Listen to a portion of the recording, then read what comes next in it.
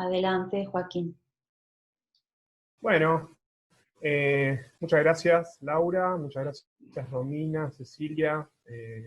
La verdad que para mí es un honor y me da mucho gusto poder estar acá. Hace un par de años estaba asistiendo a mis primeros seminarios como estudiante y ahora estoy acá exponiendo. La verdad que es una re alegría, me pone muy contento.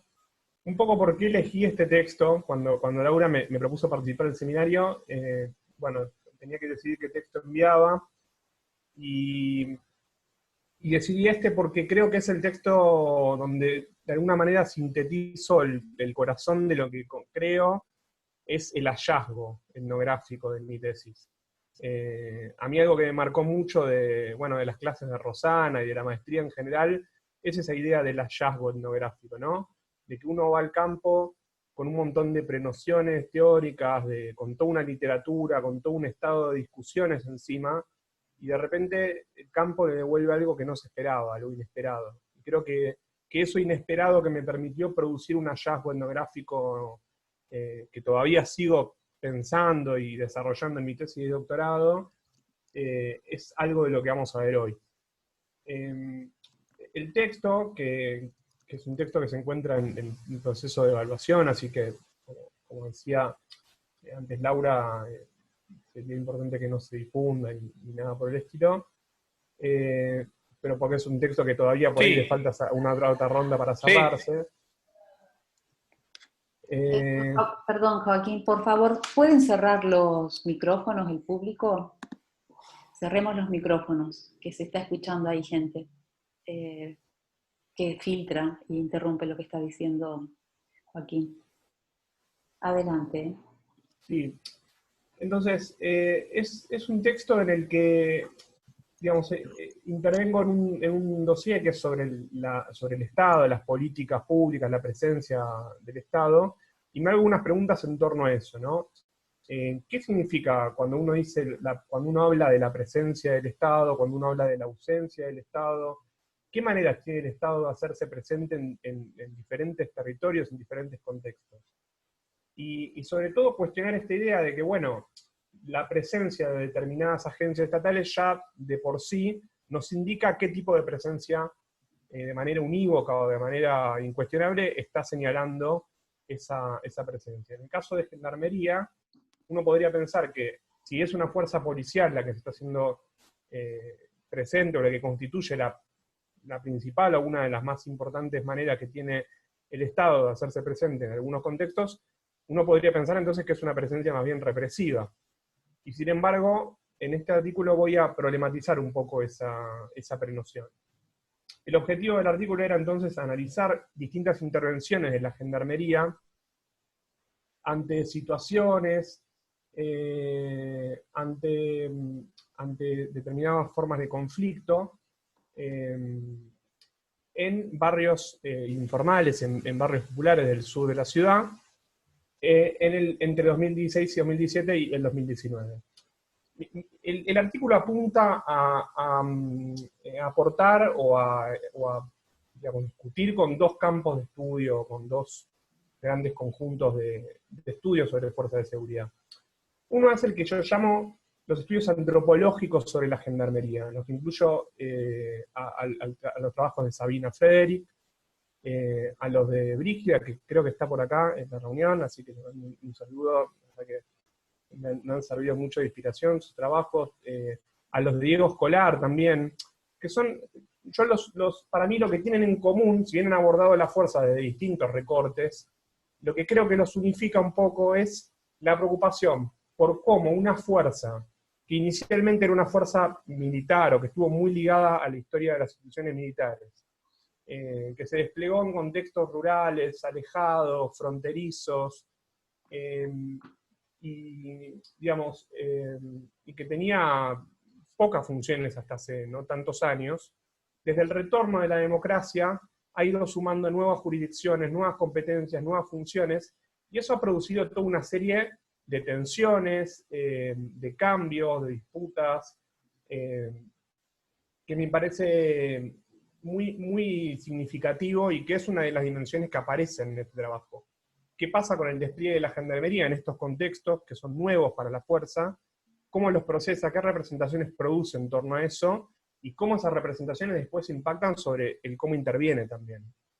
Y después también a otro conjunto de estudios, a otro campo muy importante dentro de los estudios sobre fuerzas de seguridad, que es el del poder de policía, que son los trabajos del equipo de María Pita, de Sofía Piscornia, que abordan el poder de policía como este poder, digamos, más bien represivo, más bien administrativo, más bien, digamos, ambiguo entre lo legal y lo ilegal, y que, digamos, está dirigido al encauzamiento de las conductas, al gobierno de los grupos subalternos. Mi intención es ilustrar cómo ese poder de policía no tiene una dimensión estrictamente represiva, sino que también puede tener alguna dimensión productiva, constructiva, o del orden de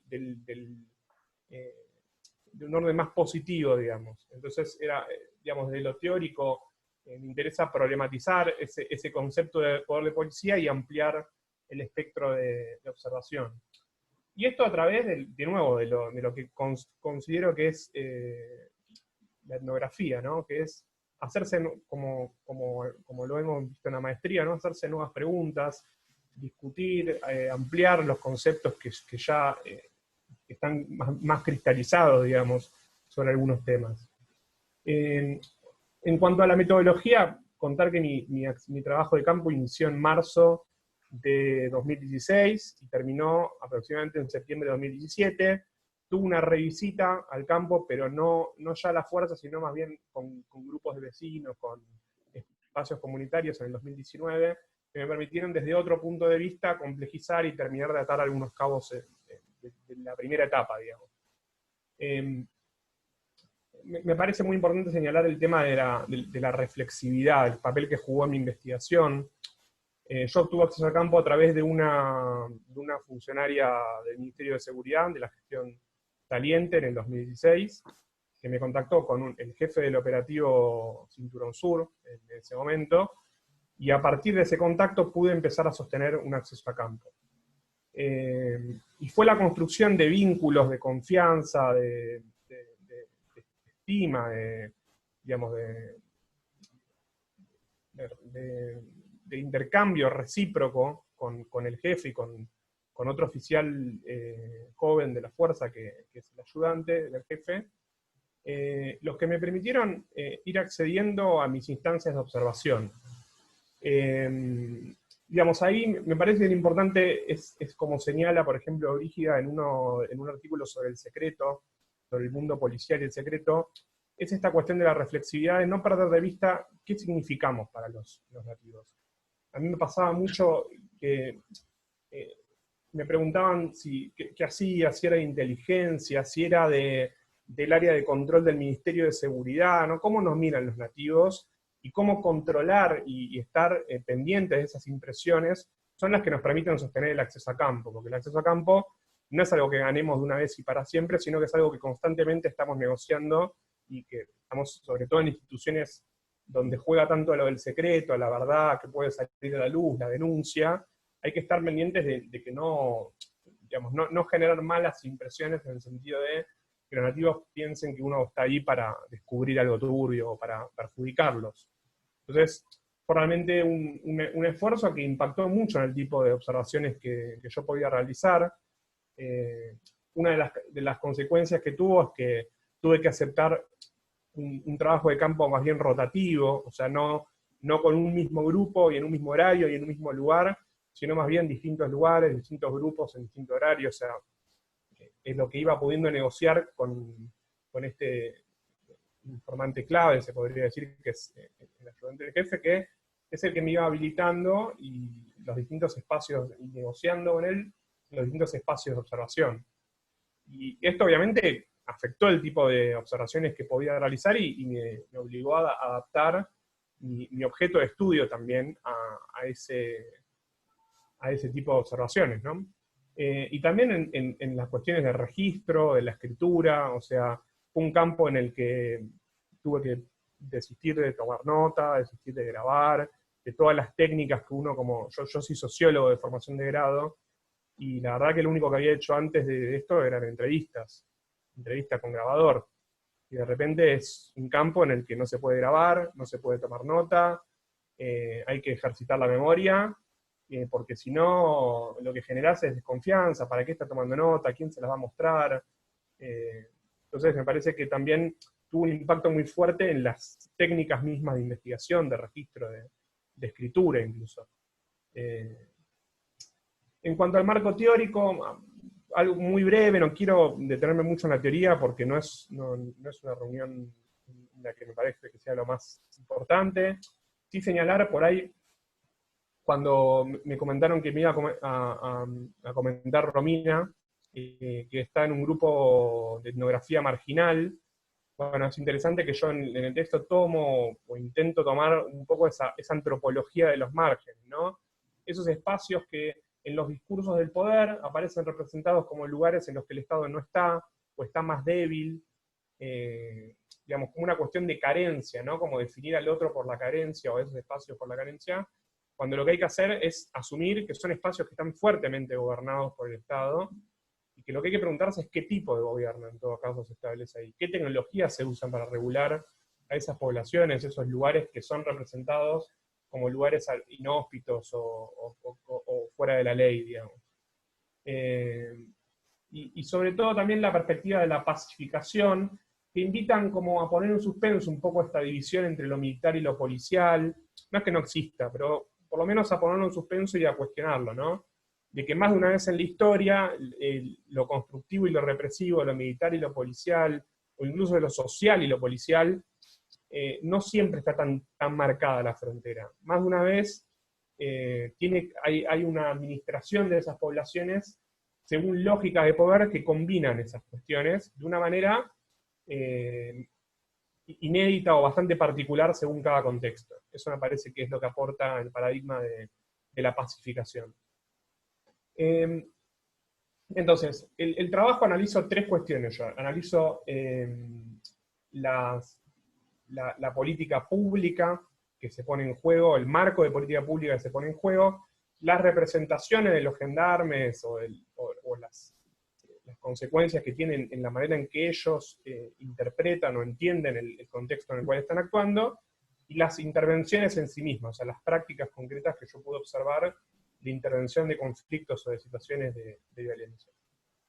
El marco de política me parece, también no quiero detenerme mucho, sí contar que me parece como los programas más relevantes y objetos son lo que se llamó los cuerpos de prevención barrial y el programa Barrios Seguros. Los cuerpos policiales de prevención barrial son unos cuerpos de policía que la gestión del kirchnerismo en 2012 saca para desplegar un tipo de despliegue policial específico para las villas, para los barrios populares. Serían unas policías que estarían basadas en la idea de proximidad, policía comunitaria, donde la idea es que tengan establezcan relaciones de confianza y de conocimiento personal con los vecinos, y que además de hacer lo que típicamente se supone que hace la policía, que es perseguir el delito, prevenir el delito, atender a formas de conflicto que no necesariamente se encuadren dentro de lo legal y lo ilegal. O sea, por ejemplo, conflictos entre vecinos, violencia familiar, de género, digamos, que pueden tener un devenir delictivo, o que pueden derivar en ilegalismos, pero que muchas veces no llegan a eso, y que hay que abordarlos antes de que vengan en una situación que puede convertirse en un delito violento.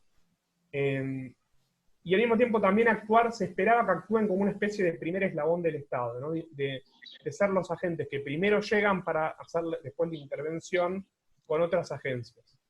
Pero al mismo tiempo ese programa esperaba o tenía la expectativa que sirviera para combatir el narcotráfico, las economías ilegales. Por favor, sí. El micrófono, un segundo.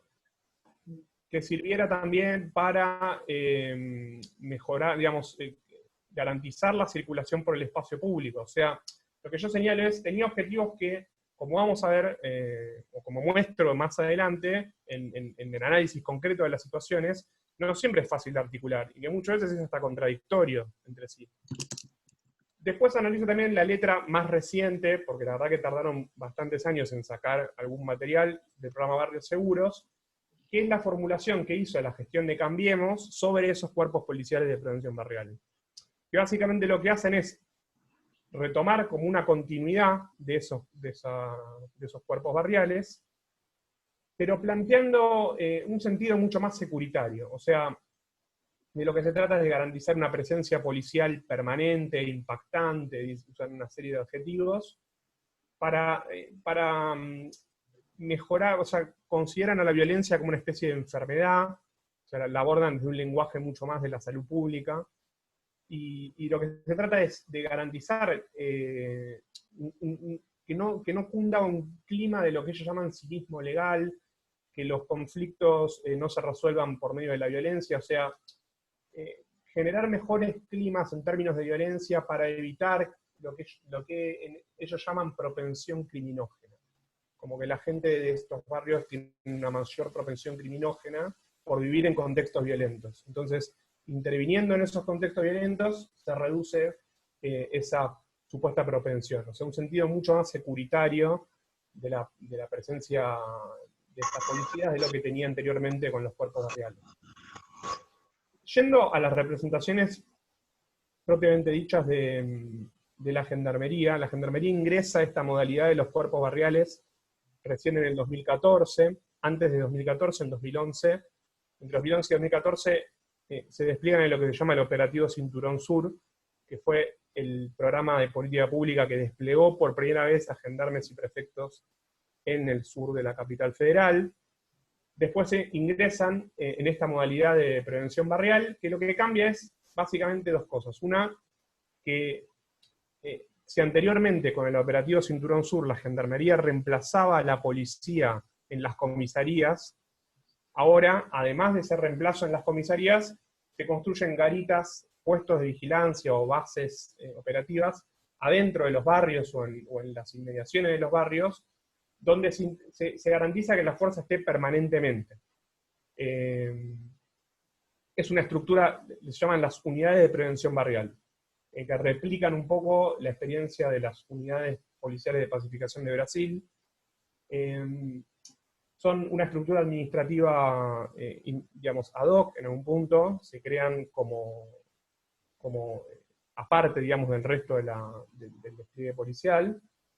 Y al momento que yo hice el trabajo de campo, estaba como en una situación híbrida, como entre quedarse e irse, ¿no? No se terminaba de definir, el gobierno decía que los quería sacar, pero no los sacaba, y se mantenía en ese híbrido. Al año siguiente, cuando, digamos, el segundo año de mi trabajo de campo, se decide reforzar, en lugar de levantarlo, se decide reforzar esa presencia policial. Sin embargo, a nivel legal, la estructura que contiene a este despliegue de la gendarmería en los barrios, en la Villa 1114, en la Villa Fátima, en los Piletones, en la zona sur de la ciudad, nunca se terminaba de consolidar como algo definitivo. O sea, la fuerza siempre lo mantenía como algo ad hoc, y siempre había y circulaba la expectativa de que ese año sí los iban a devolver al ámbito que ellos consideraban natural o propio, que era la frontera, que era las áreas fronterizas sobre todo. Había como una tensión, ¿no?, con esta idea de que el gendarme, bueno, es una institución maleable, adaptable a diversos contextos, y como decía, ¿no?, la literatura da cuenta de que fueron ampliando sus competencias desde el retorno de la democracia,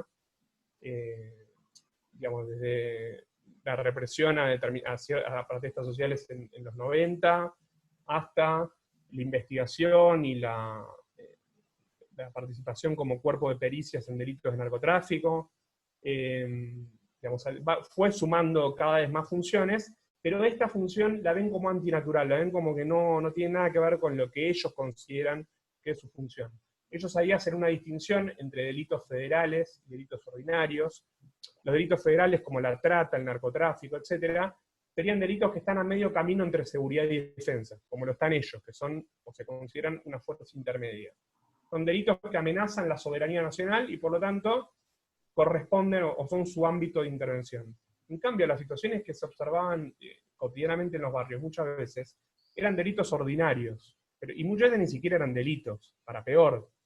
Entonces lo veían como algo antinatural o como algo contrario a su propia esencia institucional, y digamos, lo rechazaban de distintas formas. Una es no terminando nunca de legalizar la estructura, tampoco había mucha capacitación, había muchos gendarmes que venían sin capacitación específica. Aparecía también una cuestión como de registrar y de producir registros burocráticos de mayor calidad sobre los hechos que ellos consideraban prioritarios, y sobre estos otros, o no producir nada, o producir lo que ellos llamaban actas de constancia, que son como un registro bastante poco, digamos, un registro que quedaba solamente como algún tipo de registro de lo que había pasado, pero después no repercutía sobre ninguna decisión operativa, ni ninguna decisión de lo que es la planificación de la fuerza, digamos, y es paradójico esto, ¿no? Porque en realidad ellos registraban y sistematizaban y hacían planificación sobre los hechos judicializables. Sin embargo, el éxito para este tipo de policía en realidad no es que haya más hechos judicializados, sino que haya menos violencia. Entonces ahí había una paradoja que se producía todo el tiempo, entre lo que ellos consideraban una medida del éxito y lo que efectivamente sería un efecto positivo en algún punto de esa presencia policial. Entonces, todo esto configura un tipo de intervención más bien espontánea, más bien improvisada, donde esos objetivos de articulación con otras agencias del Estado, donde, digamos, aparecen muy pocas veces. Digamos, yo en la descripción, más bien en el análisis de escenas que hago, digamos, de escenas de campo, ¿no? Que un poco le da el título también a esta presentación, ellos clasificaban las intervenciones en tres tipos, ¿no? Digamos, el título es obra en algún punto de mis nativos, son conceptos nativos en algún punto.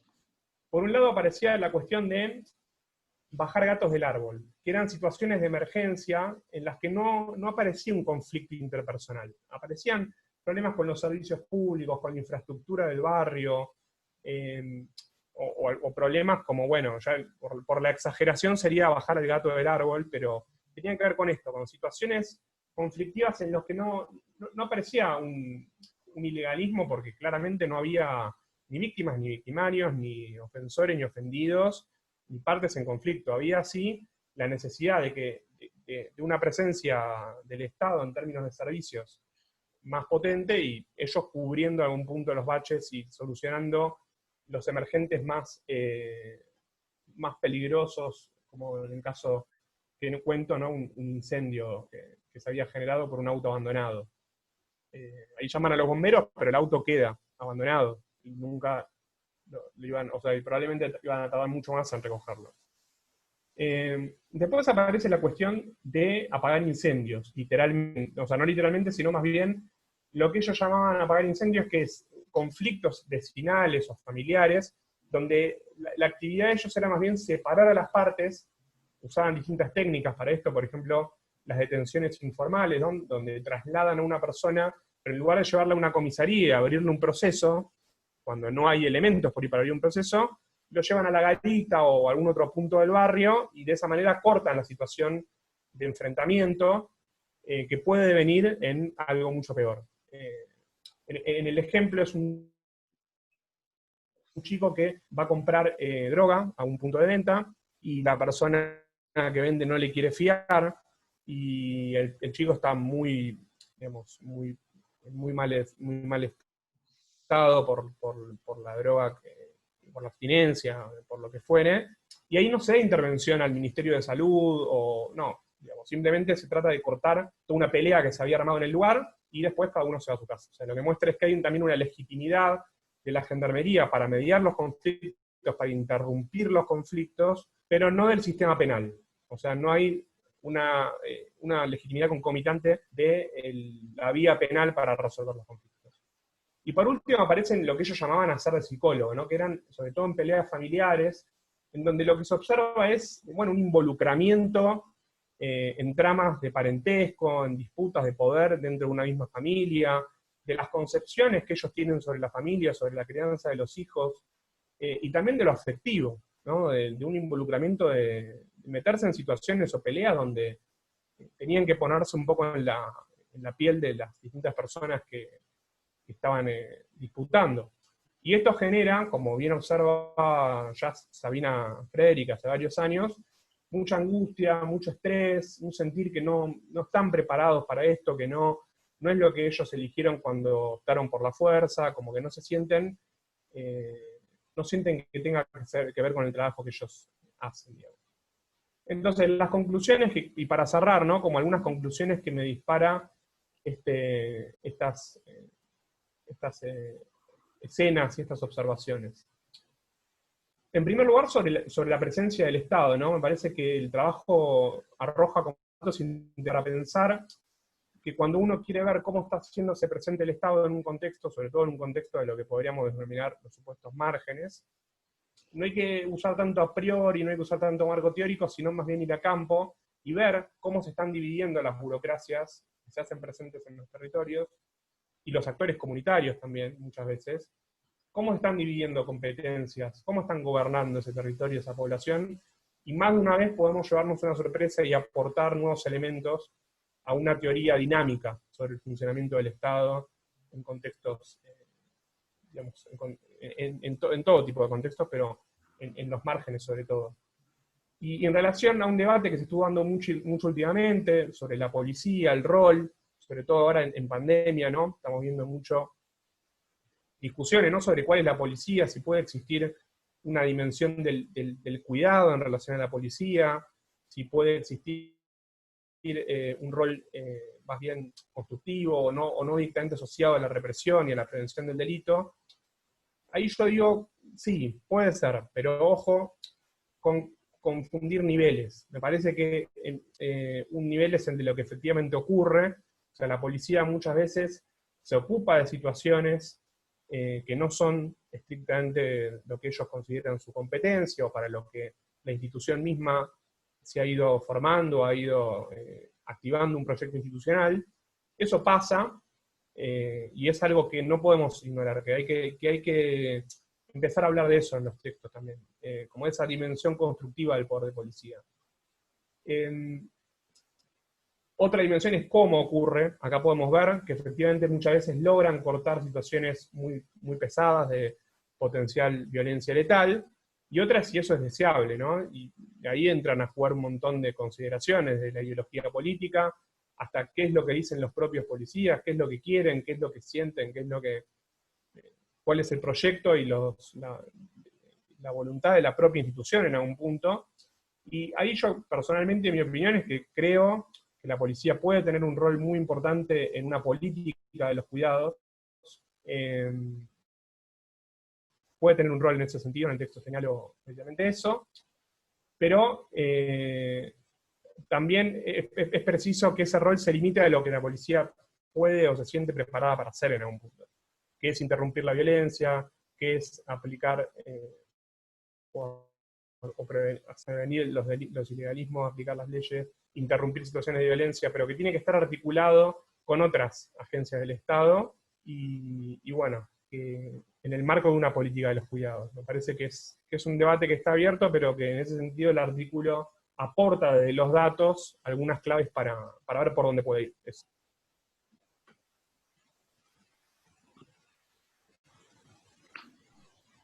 Gracias, Joaquín, por atenerte al tiempo. Y Romina, tú 20 minutos para comentar, un poco Perfecto. más, un poco menos. Bueno, sí, ustedes me van diciendo que yo por ahí tiendo a coparme.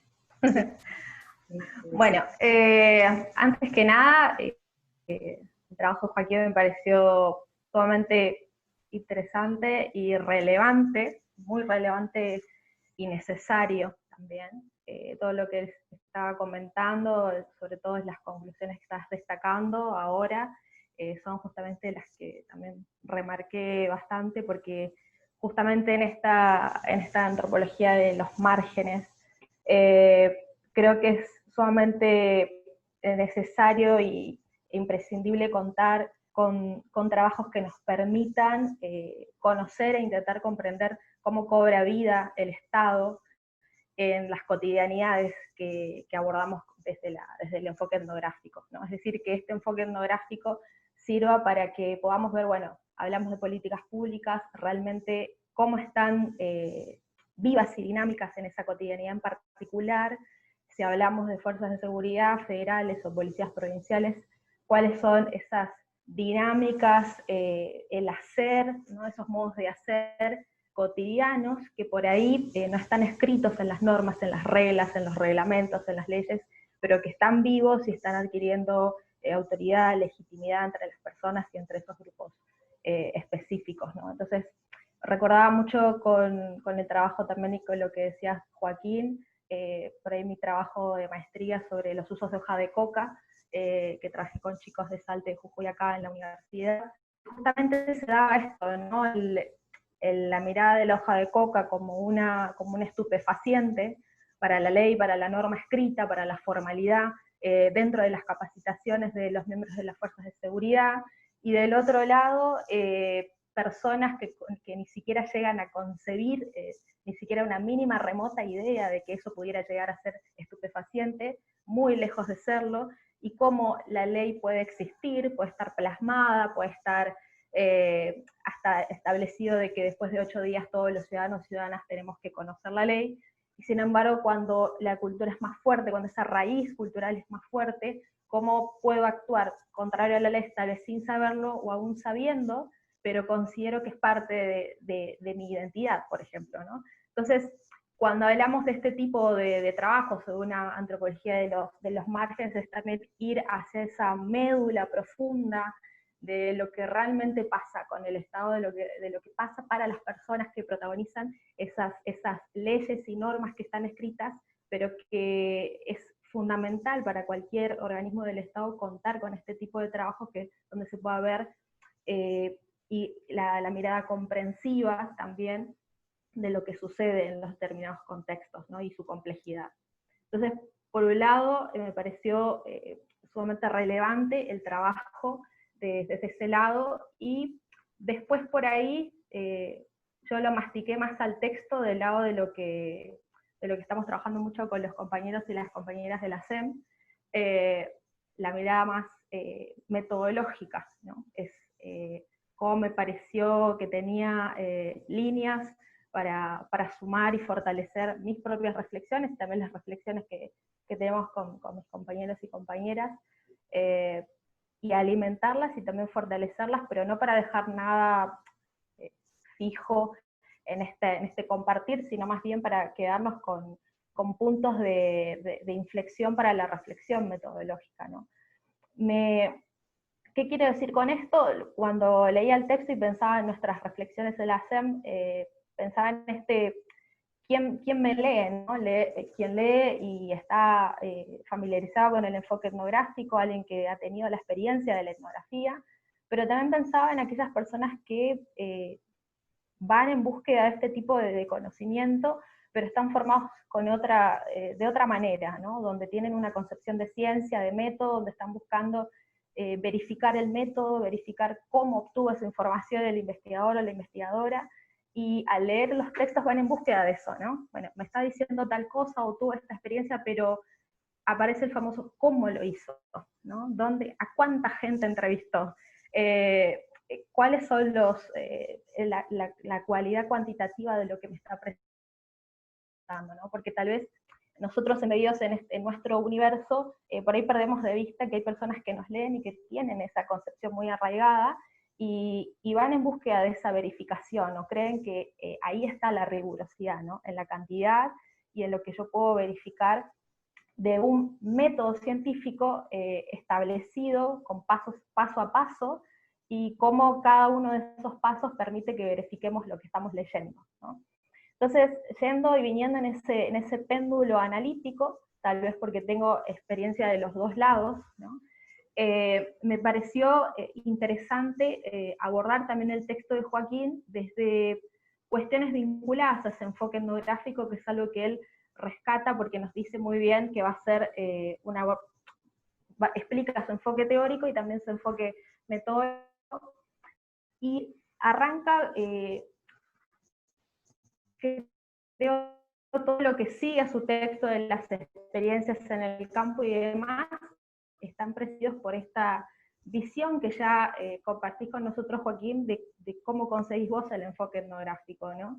Que antes que ser un método o un conjunto de técnicas del conocimiento, ¿no? Que está destinada a comprender la perspectiva que tienen las personas sobre los fenómenos sociales que protagonizan.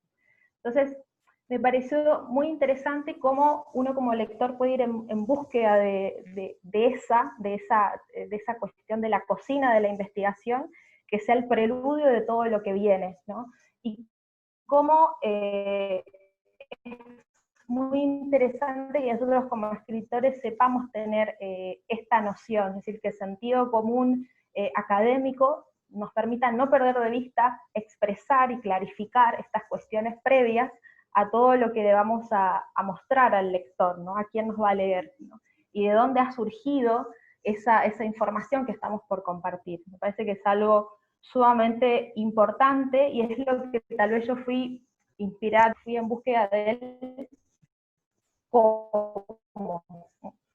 cómo en este trabajo se transformaron los eventos en los que participó Joaquín, que observó Joaquín, cómo los fue convirtiendo en hechos etnográficos, como dice por ahí Peirano, tomando a Pritchard. Que estaba bueno también tener en vista esto de repensar y retomar a la etnografía como método. La gran pregunta de la etnografía es un método, ¿no? Creo que desde lo metodológico el texto de Joaquín hace esa invitación para el que lo quiera tomar. Yo me prendí de eso, más allá de lo teórico, me pregunté esto, ¿no? Renové mi pregunta, ¿la etnografía es un método realmente, ¿no? Y sumando a muchos textos y debates que hemos tenido sobre esto, pensaba, bueno, en realidad para esta pregunta es una linda experiencia esta para preguntarnos, bueno, cómo trabajó, dónde expresa Joaquín el cómo y cómo se manifiesta esa visión que tiene de la etnografía a lo largo del texto, ¿no? Y pensaba entonces en estos modos de hacer y de pensar que tenemos en común los que tratamos de hacer etnografía, ¿no? Y cómo se presenta la tarea etnográfica con una mirada más artesanal, si se quiere, para ir tomando a Ingwell y su vínculo que hace de la antropología con el arte, y encontraba esas pistas de ese tejido artesanal en el trabajo de Joaquín, en cómo nos va comentando cómo ingresa a campo, cómo mantiene esa permanencia en el campo, y cómo fue construyendo algo que es muy, muy importante para que lo maneja Warner a esto, del relacionamiento, ¿no? El conocimiento antropológico como relaciones y como relación social, ¿no? Entonces, cuando leí el texto de Joaquín, iba en búsqueda también de eso, ¿no? Cómo pudo, a través de lo que describe, conducirnos como lectores a cómo fue tejiendo los universos simbólicos, tanto propio como lo académico, y como el universo de los gendarmes y de las personas que dan vida a la cotidianidad donde están esos gendarmes, ¿no? Entonces, pensaba, advertía cómo podíamos encontrar puntos en común en los diferentes trabajos de campo, y buscaba esos puntos en común también en el trabajo de Joaquín, que los pude encontrar, y creo que el elemento, la columna vertebral de esos elementos en común es algo que él va también a clarificar bastante en su texto, que es la reflexividad, ¿no? La concepción que maneja de reflexividad, que me parece sumamente importante, que en los textos que buscamos compartir con el resto, como decía al inicio, que el conocimiento se abra a la sociedad, me parece importante que quede claro para nuestros lectores dónde se pone en juego o qué es esa reflexividad. Y en el texto de Joaquín encontré justamente esto, ¿no? Bueno, todos nosotros sabemos qué es la reflexividad, pero me parece importante que en nuestros textos esté presente cómo se juega la reflexividad en ese camino, en ese andar, en el trabajo de campo, porque creo que es uno de esos elementos en común, sin hablar de método, que tenemos los que aplicamos este enfoque etnográfico, como le llama Joaquín, tomando a Rosana Huber, ¿no? Como parámetro. Entonces, justamente va a ser Rosana la que en uno de sus trabajos habla de este control de la reflexividad y la articulación con la teoría social, que es lo que ella considera como una particularidad del conocimiento científico más que el método, ¿no?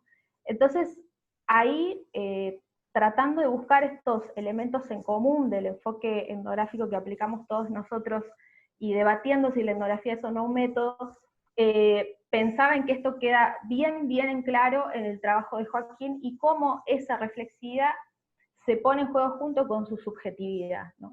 Como, y es algo que también tenemos, hay otro punto en común. Y yo pensaba, a medida que leía el trabajo, en cómo esos dos elementos, la reflexividad y la subjetividad, se ponen en juego en algo que me llamó mucho la atención y que creo que nos pasa a todos, y ahí tenemos otro punto en común a ligarlo, una especie de instinto, si lo podríamos decir de alguna manera, que aplicamos todos en nuestros trabajos de campo, ¿no?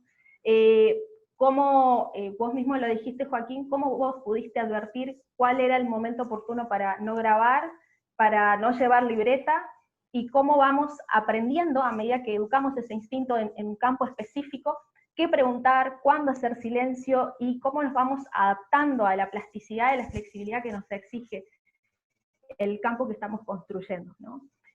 Para hablar de instinto, por ahí me gustó retomar un poco lo que habla Peirano en uno de sus textos cuando recuerda a Evan Pritchard, que él hablaba de que el antropólogo necesita contar, aparte de todo el bagaje teórico y su capacidad intelectual, con estas características intuitivas, ¿no?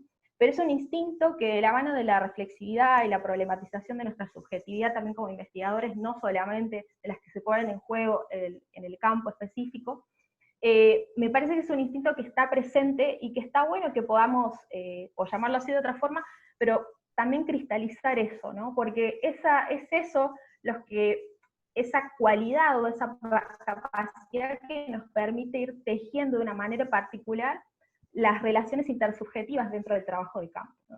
Entonces, cuando hablabas de los avatares de este campo tan peculiar que son las fuerzas de seguridad o las policías, por ejemplo, en mi caso quiero abordar ahora en el doctorado las policías provinciales acá de Corrientes, eso también hace que ese instinto y esa capacidad de adaptarnos al juego social de este campo particular, lo podamos ir fortaleciendo, tanto de las experiencias previas que hemos tenido, con las que nos está exigiendo ese campo nuevo que estamos por abordar, ¿no? Entonces, me pareció muy interesante que también eso esté presente en el texto, y que quien nos lee pueda advertir cómo se pone en juego y cómo tomamos las decisiones, ¿no?, en el trabajo de campo. Yo, rumiando las líneas del texto tuyo, Joaquín, he podido encontrar eso, ¿no? Y me parece eso, si quieren que tomes esa categoría, que se pone en juego nuestros modos de actuar y nuestros modos de pensar en el campo. Y que se conecta con otro, y capaz voy cerrando para no extenderme, que se conecta con otro elemento que yo creo que es fundamental en etnografía, y que es esto que estamos realizando ahora todos nosotros. La apertura que tenemos a fortalecernos a través del diálogo reflexivo y el compartir las experiencias que hemos tenido en los trabajos de campo, ¿no? Si bien es algo que se pueden realizar en muchas ciencias, puede ser tal vez hasta una práctica, me parece que parte también de esa formación del instinto o de la reflexividad, si se quiere, es el poder valernos de las relaciones intersubjetivas también con los pares, ¿no? Vos mencionabas cómo ha alimentado tu trabajo, por ejemplo, el trabajo de Brígida, ¿no?, y donde ella abordó ese campo en particular, y la misma experiencia de Brígida fue de utilidad para, tal vez no era el mismo campo, exactamente el mismo campo, tal vez fue otra época, fue otro lugar u otro país, pero sin embargo esa experiencia vos la pudiste capitalizar y articular, ¿no? Entonces yo, que iba en búsqueda de estas pistas de elementos comunes que tenemos en el trabajo etnográfico, si se quiere, me pareció muy interesante, que no es solo una reflexión mía, sino también que compartíamos por ahí con algunos compañeros, rescatar cómo nutren esos trabajos de campo y cómo hacen a nuestro instinto este compartir experiencias. Y al mismo tiempo yo me sorprendía del alivio que te provoca leer que a alguien le pasó lo mismo que a vos. en ese cómo hace, cómo teje las relaciones en el campo. Me pasaba cuando hablaste de tu ingreso a campo, cómo cómo comenzaste a tejer la red social de contactos para poder ingresar y después encima permanecer. Es algo que a mí también me ha pasado aquí a la Policía de Corrientes, por ejemplo. Si bien mi historia es distinta, aún así he tenido experiencias muy similares a la tuya, y por ahí el leer que a alguien le sucede lo mismo nos reafirma en una especie de brújula que encontramos en el par, en el otro, ¿sí? Para decir, bueno, si bien no es una regla, no es una norma que yo deba de seguir a otro o emular a otro, sí puedo encontrar en esas conexiones el decir, voy por una huella que me va a llevar por el camino que me interesa o me va a llevar a alcanzar los objetivos de la investigación, ¿no? Lo mismo me pasaba con, por ejemplo, los diferentes contextos que tuviste que articular en tu campo. Eso es algo que también, por ejemplo, a mí me ha pasado en investigaciones previas, y cómo el encontrar esas experiencias va a alimentar las experiencias propias, y ese instinto del que me gusta que me gustaba compartir con ustedes esa categoría, que bueno, la podríamos discutir o hasta no llamarla de la misma forma, pero que nos va llevando a ese tejido de relaciones de mundos que hacemos, porque está el mundo académico, el mundo de las personas que son de nuestro interés, y nuestra propia cotidianidad, nuestro propio bagaje de conocimiento de sentido común, que se siente desafiado por esas personas que hasta pueden pertenecer a nuestra misma cotidianidad, pero desde el marco de una investigación ya tienen otra connotación, tienen otras características, y ya no vemos y escuchamos de la misma manera en el contexto de una investigación, ¿no? Entonces, este texto me ha permitido vislumbrar lo importante que es expresar los cómo, y expresarlo sobre todo para ir en búsqueda de cristalizar o pasar en limpio las características que tiene el enfoque etnográfico y cómo cobra vida en nuestras prácticas de investigación o de aplicación de este enfoque, en este debate de si es o no un método de la etnografía, ¿no? Bueno, hasta acá no sé cómo voy de tiempo, pero por ahí era lo que más quería compartir con ustedes, estas inquietudes metodológicas, que creo que nos deben pasar a todos y se deben armar lindos debates con esto. Pero bueno, creo que nada más. Capaz que en el compartir surgen más cosas. Muchas gracias por su atención y por la invitación y el honor de estar acá.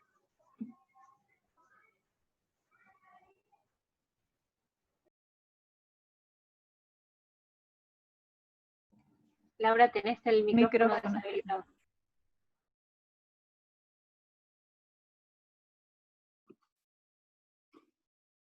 Gracias, Romina. Bueno, gracias. Joaquín, tenemos dos alternativas. Ahí depende de lo que a vos te parezca mejor. Hacer algún comentario general después de las cuestiones que colocó Romina, o pasamos a preguntas generales del público. ¿Qué te parece?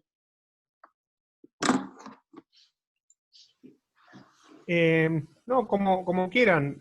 La verdad que agradezco, Romina, los comentarios. Me parece muy atinado y además muy, pensando sobre todo en que tenemos tantos compañeros y compañeras que seguro están acá por la maestría y que están empezando sus trabajos de campo y que están pasando por las mismas cosas que pasamos los que ya hicimos algún trabajo etnográfico. Me parecen súper atinadas y interesantes. Y es tal cual lo decís, ¿no? Es realmente un instinto. Que a veces puede ser exagerado o a veces puede fallar, ¿no? Como todo instinto. Pero bueno, es un instinto además del que uno tiene que dejar constancia, del que uno tiene que hablar en sus registros para poder después recuperarlo a la hora del análisis y poder ver cómo jugó eso en el tipo de investigación que uno terminó teniendo. ¿Por qué no fue distinta? Y bueno, por ahí son reflexiones que produje a posterior. Yo, bueno, ¿por qué terminó siendo así? ¿Por qué no fue de otra forma?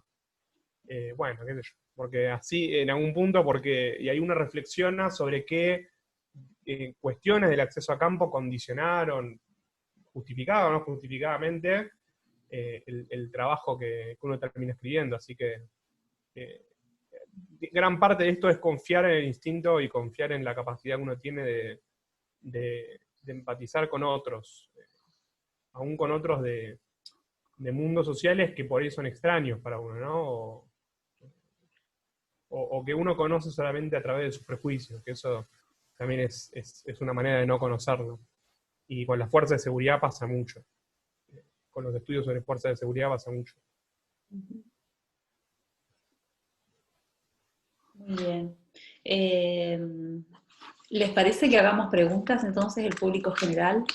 Yo tengo preguntas, pero no voy a privilegiar las mías. Las vamos así intercambiando entre ustedes y Cecilia y yo. Pueden abrir sus micrófonos o pedir la palabra, como, ¿no? Activar las cámaras y pedir la palabra o escribir por acá. O escribir acá en el... Yo quería hacer una pregunta, no sé si... Eso, Silvina Lafalce. Sí, nos anotamos acá en el chat del costado, ¿les parece? ¿Quién habló? Ana Tomati. Ya está. Adelante, Ana. Habló primero Mariela, si querés, María, preguntá Okay. y yo... Bien. Mariela. Bueno, no, yo un poco quería consultar. Yo conozco el barrio Fátima porque hice una residencia en salud ahí en ese barrio, y un poco cuando leía, si bien es cierto que nosotras estamos leyendo una partecita, un extracto del texto, lo cierto también es que a mí me quedó un poco recortado el lugar de las instituciones en esta cuestión que vos, Joaquín, planteabas de el rol que cubren las fuerzas de seguridad en determinadas cuestiones relacionadas con los cuidados. Y bueno, de mi experiencia en tantos años en el barrio, me parece que tanto el centro de salud, que es un articulador fundamental de las familias, como las bibliotecas populares, como las organizaciones sociales, la iglesia misma, son fundantes, digamos, en todo lo que es la dinámica y los cuidados del barrio, y sí es cierto que a la noche no esto funciona, ¿no? Y que tal vez ahí posiblemente sea otra la cuestión. Pero bueno, quería un poco a ver si vos podés cubrir ese bache que a mí por lo menos me quedó en la lectura. Hacemos una ronda de varias preguntas. Joaquín, ¿te parece bien? Sí, perfecto. Dale. Mariela es la que sigue.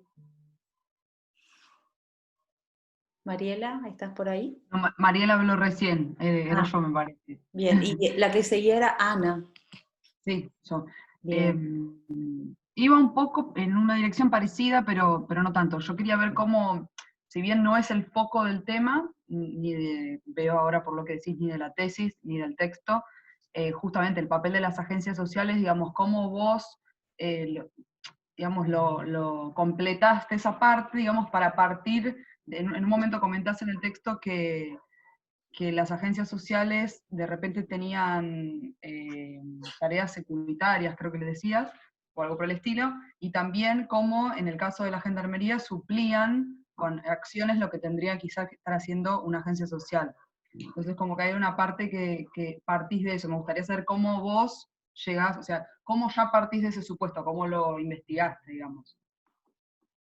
Bien. Silvina. Gracias. Perdón, ¿se puede repetir la pregunta, Ana, que no la terminé de entender? Bien. Sí, disculpa, es que lo estaba buscando en el texto, no lo encontraba. Cuando hablas de las agencias sociales, yo por lo menos lo que entendí es que en relación a las agencias sociales y a la gendarmería, que se supone que tienen papeles diferentes, terminan a veces cumpliendo funciones que le corresponden, digamos, a la otra, digamos, la gendarmería cumple funciones que tendría que estar haciendo una agencia social y viceversa, ¿no? Entonces, como no es el foco de la investigación, digo, ¿cómo vos buscaste o te armaste desde desde la teoría o desde la experiencia, para saber cuál es el lugar de las agencias sociales. O sea, si fue directamente en el campo que vos viste eso, o también te buscaste, digamos, antecedentes. Ahí está, Joaquín. Si no, ahora lo busco en el texto bien y lo repito. No, perfecto, perfecto. Silvina. Hola, ¿qué tal? Bueno, gracias Joaquín por la presentación. Creo que estamos más o menos en la misma línea de lo de Mariela. En realidad te pregunto dos cuestiones. Por un lado, cuando vos hablas de la dimensión constructiva del poder de policía y hablas de política de cuidado, me gustaría ese concepto de política de cuidado, ¿cómo lo pensás? O sea, si lo podés desarrollar un poco más en términos de política de cuidado en relación a esta institución. Y por otro lado, algo que se me ocurría pensar era, cuando vos decís limitado a lo que saben hacer, pensaba si la cuestión de la articulación y lo que sabe hacer cada espacio, cada agencia del Estado, todavía, o sea, si se trataría de pensar lo que saben hacer o si tienen que repensar su rol y lo que pueden hacer en esa articulación, digamos, si se te ocurre que habría que pensar una otra policía o una otra gendarmería con otras competencias, con nuevas competencias. Gracias. Ahí está, Joaquín.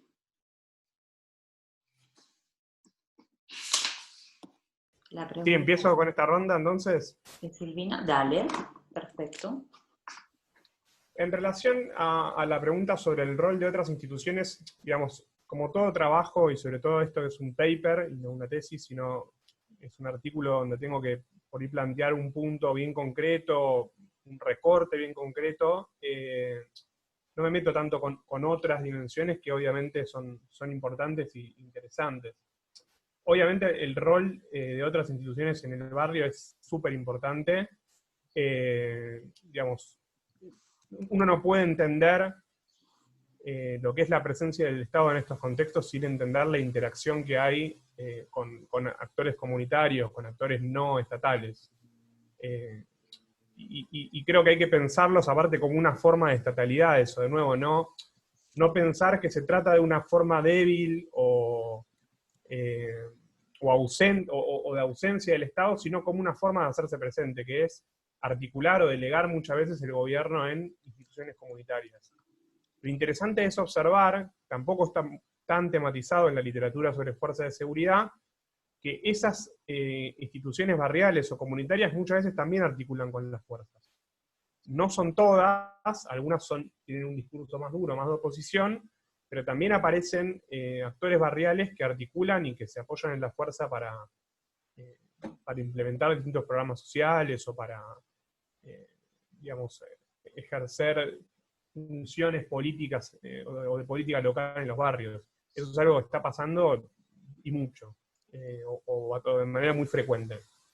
Pero sí, obviamente, en otros trabajos, incluso en un trabajo que estoy preparando sobre la importancia, digamos, o el rol que tuvo la fuerza en otros conflictos como la violencia de género, aparecen actores comunitarios, incluso uno puede observar que hay en los barrios del sur, había grupos de mujeres que se organizaban para intervenir ante casos de violencia, como grupos de autodefensa.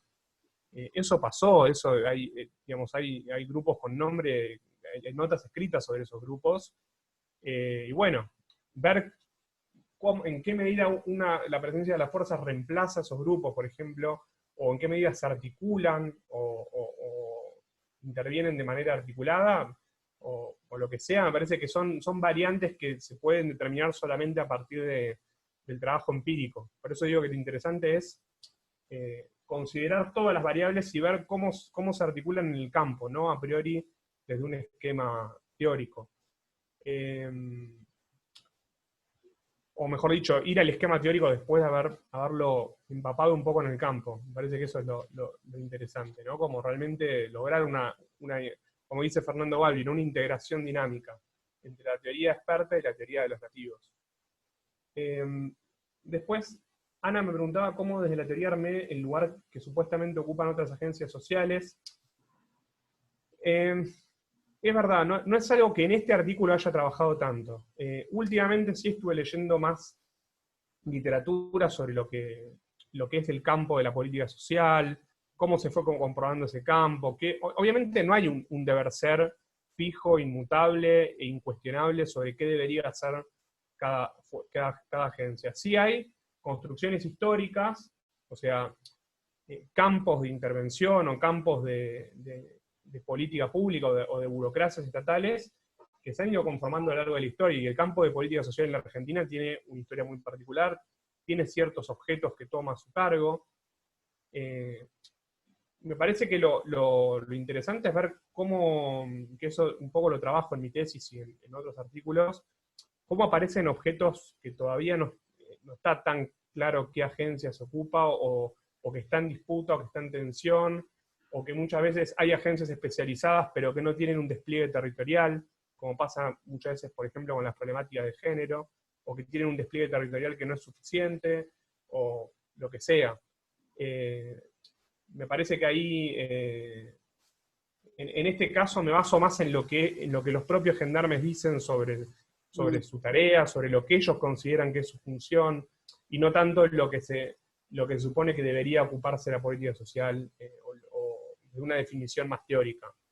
Pero sí, como en el texto menciono como que muchos gendarmes me decían, me llamó la atención esa recurrencia con la que muchos me decían, lo que hace falta son pibes o pibas como vos, sociólogos, psicólogos, medio como que había una mezcla ahí de disciplinas, pero como una imagen como de lo que hacía falta era alguien que tenga otra sensibilidad, digamos, muchas veces también como cierto relato de adaptabilidad, de que lo hacían igual, pero en lo cotidiano generaba un gran estrés, porque son situaciones de conflicto para las cuales se preparan más bien otras disciplinas, como el trabajo social, la psicología, ¿no?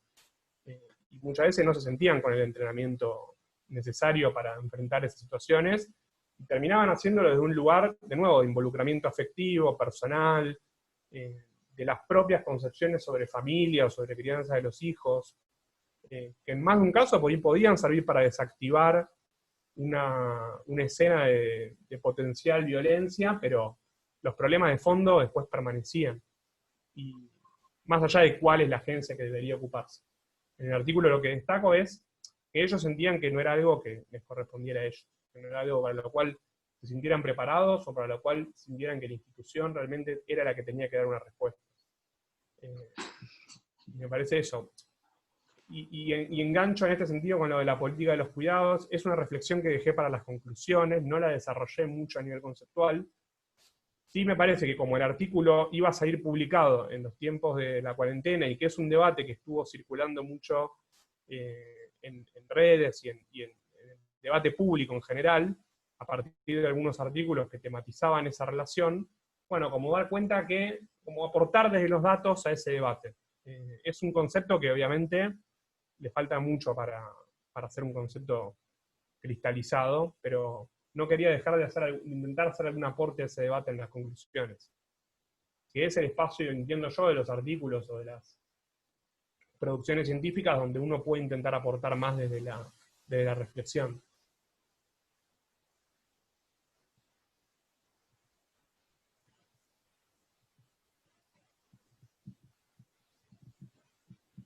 Yo estoy pensando, no es que estoy colgada de una palmera, estoy pensando, porque hay anotados y todo, pero me parece que, no sé, Ana creo que fue, que preguntó sobre las agencias, ¿no? Las otras agencias de atención de las cuestiones. Pareciera que de lo que se tratara, Joaquín, fuera lo que te está diciendo los gendarmes, ¿no? Que están diciendo, mirá, yo no estoy formado para esto, yo estoy formado para otra cosa, tendrían que venir otros a atender esto. Porque la gente vive así, como que ¿no? La vida así como una fuerza que se desarrolla así, ¿no? Pues un barrio, cualquiera, Recoleta, cualquier barrio donde uno esté, está la vida y el tema es que es el Estado el que cuadricula, ¿no? Entonces, por ahí esa distinción es como importante, poderla así como captar, ¿no? Son los propios gendarmes los que están construyendo una teoría acerca de cómo eso tendría que ser cuadriculado, en lugar de una reflexión del antropólogo, porque ahí estaría eso, no, no quería dejarlo pasar, perdón, no es mi momento, pero eso, que ese hilo que corre para la cuestión de las agencias, de las otras agencias que tendrían que ocuparse, es como un hilo muy delgado, ¿no? Cuando una pelea entre la suegra y la ex suegra y la ex mujer del hijo no termina en un hecho de violencia de género, en un asesinato, o sea, eso no, es un hilito, ¿no? Y justamente los gendarmes están ahí en ese hilo, están ellos, que no es nada, eso de repente se transformó en violencia de género. Sí, por eso considero igual que el aporte justamente también viene por ese lado, ¿no? Porque desde los estudios de fuerzas de seguridad lo que se señala es más presencia policial igual más represión o más violaciones a los derechos humanos, violencia institucional, que no deja de ser cierto que algo de eso, o sea, que hay una dimensión represiva también, ¿eh? No, tampoco lo intento negar en mi trabajo. Simplemente lo que intento decir es, ojo, porque también se están produciendo estas situaciones que no dejan de ser un efecto productivo o una dimensión productiva del poder policial que no hay que perder de vista, que es justamente, contribuir a la pacificación del territorio, digamos, a evitar desbordes letales de un montón de situaciones de conflicto, cotidianamente. En ese sentido, me parece que está el enfoque etnográfico y me permitió descubrir algo que desde la literatura no se suele abordar o no se suele considerar. Como hacer, y ponerlo en el microscopio, en el campo de observación o de debate de esta literatura. Porque es algo que ni se lo suele considerar, digamos. Entonces me parece que, más allá de la cuadrícula, que por eso no me interesó tanto detenerme en el artículo, es más una invitación a seguir indagando este tema y a seguir pensando, y a no confundir niveles tampoco, porque hay un nivel que las ciencias sociales pueden contribuir, pero no pueden resolver, que es el de qué deberíamos hacer. Eso ya es una discusión más bien política, a la cual, insisto, uno puede hacer un aporte de los datos, de la observación, pero no resolverlo. Eso ya es un debate de política pública o de ético, no sé, de todo tipo, digamos. Santiago, ¿estás por ahí? Sí, estoy acá. Dale. Sí, mucho de lo que me interesa fue resuelto en las respuestas a las anteriores consultas. Sin embargo, me pasa esto de que a veces lo que se puede extraer del campo, se corre el riesgo de que lo que se extrae es la posición o la perspectiva que tiene el nativo sobre el campo. Digo, que no quede solo que lo que sucede en realidad, el fenómeno que sucede, es lo que el nativo considera que sucede. Entonces quizás mi interés radica en el otro lugar, más allá de la representación que pueden hacer los gendarmes sobre sí mismos o sobre las funciones que llevan adelante. Me interesa conocer, sobre todo porque vos contaste que en 2019 estuviste trabajando con organizaciones y con vecinos del barrio, sobre cuál es la representación que tienen sobre los gendarmes y sobre el accionar de los gendarmes estos vecinos y estas organizaciones sociales. ¿Qué es lo que esperan o cómo los ven? ¿Qué representación tienen sobre ellos?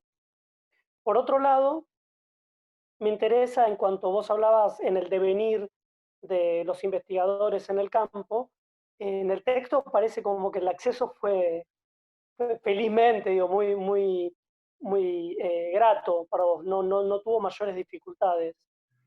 Sin embargo, me interesa saber si hubo circunstancias de resistencia o de expulsión, dado que es un campo bastante crítico, y si fue así, si se dieron esas situaciones, que nos pudieras contar cómo fueron y cómo las pudiste resolver. Hacemos 2, 3, ¿te parece, Joaquín? ¿Sí? Viene Jazmín, entonces. Bueno, voy yo entonces. Les agradezco a Cecilia y a Lau por haber organizado esto. Está bueno estar cerca, aún en este clima raro de pandemia y demás. Joaquín, la verdad que el texto a mí me atrapó desde el título y voy a arrancar. Tengo un par de preguntas. Voy a intentar ser corta para no robarle más tiempo al resto. Total, después la podemos hacer en privado también. Primero, en relación al título, es ¿por qué elegiste esas 3 escenas o esos 3 roles? Digo, que para mí el bajar del árbol, el apagar incendios y ser psicólogo hablan de 3 cosas muy distintas, y yo que no conozco el campo tu campo de investigación, digo, de la gendarmería, te querría pedir si podés contar un poco más cuán significativos son esas 3 escenas, por un lado para vos, dentro de tu análisis, y por otro lado para ellos. O sea, cuál es la importancia que vos percibiste o que viste o que interpretaste que tenía para tu investigación lo que ellos te estaban contando. Y después, en relación, voy a retomar uno de los comentarios que hizo el compañero recién Santiago, que lo voy a vincular con mi pregunta, que quizás más que pregunta me gustaría hacer algún tipo de debate por lo metodológico, que recién Santiago dijo algo como que si lo que dice el nativo que sucede si es, ¿no? Como que en realidad el trabajo de campo perdiera, o en realidad los sujetos con los cuales laburamos en el trabajo, durante el trabajo de campo, pierden validez, o por lo menos están en un nivel distinto de interpretación que el que nosotros podemos hacer. Lo ato a un comentario que vos haces en el texto y que también retomaste recién en tu presentación, que hace acerca de la negociación por el control durante el trabajo de campo. Quizás es un tema que me interesa nada más a mí y te estoy metiendo en un brete y te pido disculpas si es así. A mí me parece fascinante por lo menos lo que yo viví en el trabajo de campo, que es que no controlo nada, que la negociación la perdí desde el día 2, y ahí fue, me parece, justamente cuando empecé a valorar que lo que dicen que es para ellos, más allá de mi interpretación o mi vuelo teórico que pueda aportar. Pero la pregunta concreta que te quería hacer, si es que vale por el tiempo que nos resta, o si no, lo hacemos en otra ocasión, es acerca del control en el trabajo de campo, y cómo de alguna manera trabajar con gendarmes, que por lo que yo interpreto de tu texto, para vos son un sujeto bastante particular. ¿Cómo lo laburás vos? O sea, desde el trabajo de campo y analíticamente. ¿Listo? ¿Te parece con estos 2, Joaquín, o le metemos otro? Como quieran, no tengo problema. No sé, si quieren empiezo por estos 2, que tienen varias preguntas aparte. Porque están pesados, sí. Bueno, metámosle. Bueno, en principio, muy buenas preguntas, la verdad, súper interesantes. Les agradezco porque están re buenas, me obligan como a romper un poco la cabeza, así que realmente son buenas. La cuestión de la perspectiva de los nativos, la realidad, la dejo para contestarles un poco y el control, lo dejo para contestarle a los dos, como que creo que son muy, muy parecidas o van a cosas muy parecidas. Yendo a lo que pregunta Santiago sobre cómo la ven los vecinos, digamos. A ver, yo en realidad ese trabajo de campo lo hice con gendarmes y también mantuve algunas entrevistas con referentes comunitarios y con gente que participaba de esos espacios comunitarios, que tenían relación con la gendarmería, que articulaban, que tenían vínculo. Con lo cual también, a partir de acceder al trabajo de campo con ellos, accedí a una parte de los barrios. Porque también, este es el tema, los barrios están sumamente fragmentados, y así como no hay 2 gendarmes que te digan exactamente lo mismo, tampoco hay 2 vecinos que te digan exactamente lo mismo. Entonces, un poco en el campo lo que pasa es que esa idea por ahí más, no sé si positivista, pero sí como más a la que uno necesita aferrarse, que es esta cuestión ontológica de que hay una verdad o de que hay un punto de vista externo que desborda un poco a todos los puntos de vista parciales, se te hacen icos. Porque te das cuenta que en los barrios hay muchos puntos de vista, algunos vecinos y algunos grupos comunitarios y políticos, etcétera, son más bien, tienen como una visión más crítica de la gendarmería y de las fuerzas de seguridad en general, pero fíjense qué interesante, también muchos de esos grupos han militado últimamente casos de violencia institucional donde la víctima no murió o no fue herida por intervención directa de la fuerza, sino por omisión, como es el caso de Kevin en La Poderosa. Es un caso que fue un enfrentamiento entre bandas en el cual la prefectura no intervino, y sin embargo es un caso de los más importantes de los últimos años de violencia institucional. Entonces también en los barrios, incluso los sectores que más resistencias presentan a las fuerzas, han empezado a pedir cierta presencia o cierta intervención de la fuerza ante determinados hechos. Y por el contrario, uno puede ver vecinos que tienen un discurso muy a favor de la gendarmería, y sin embargo no es que apoyan, por ejemplo, algunas prácticas que uno podría encuadrar dentro de lo que se llama violencia institucional o formas de hostigamiento policial, etc. O sea, hay una voluntad de que intervengan ante determinados conflictos, de que solucionen determinadas problemáticas, pero también hay críticas. Entonces me parece que finalmente a la hora de construir un objeto hay una gran complejidad, que por ahí uno la puede abordar más en una tesis donde tiene muchas páginas y donde por ahí podés incluir una dimensión, un análisis sobre la dimensión más represiva de esa presencia, un capítulo donde abordar la dimensión más constructiva, y uno va construyendo analíticamente el objeto de una manera más compleja que en un artículo donde te enfocás por ahí en un solo punto. Pero bueno, sí, en el trabajo con vecinos la respuesta corta sería: me encontré de todo. Me encontré muchas visiones, no una sola. Y ahí el desafío analítico es integrar todo eso en un mismo objeto de conocimiento. Yendo a las preguntas que me hace Has, ¿por qué elegir esos 3 roles?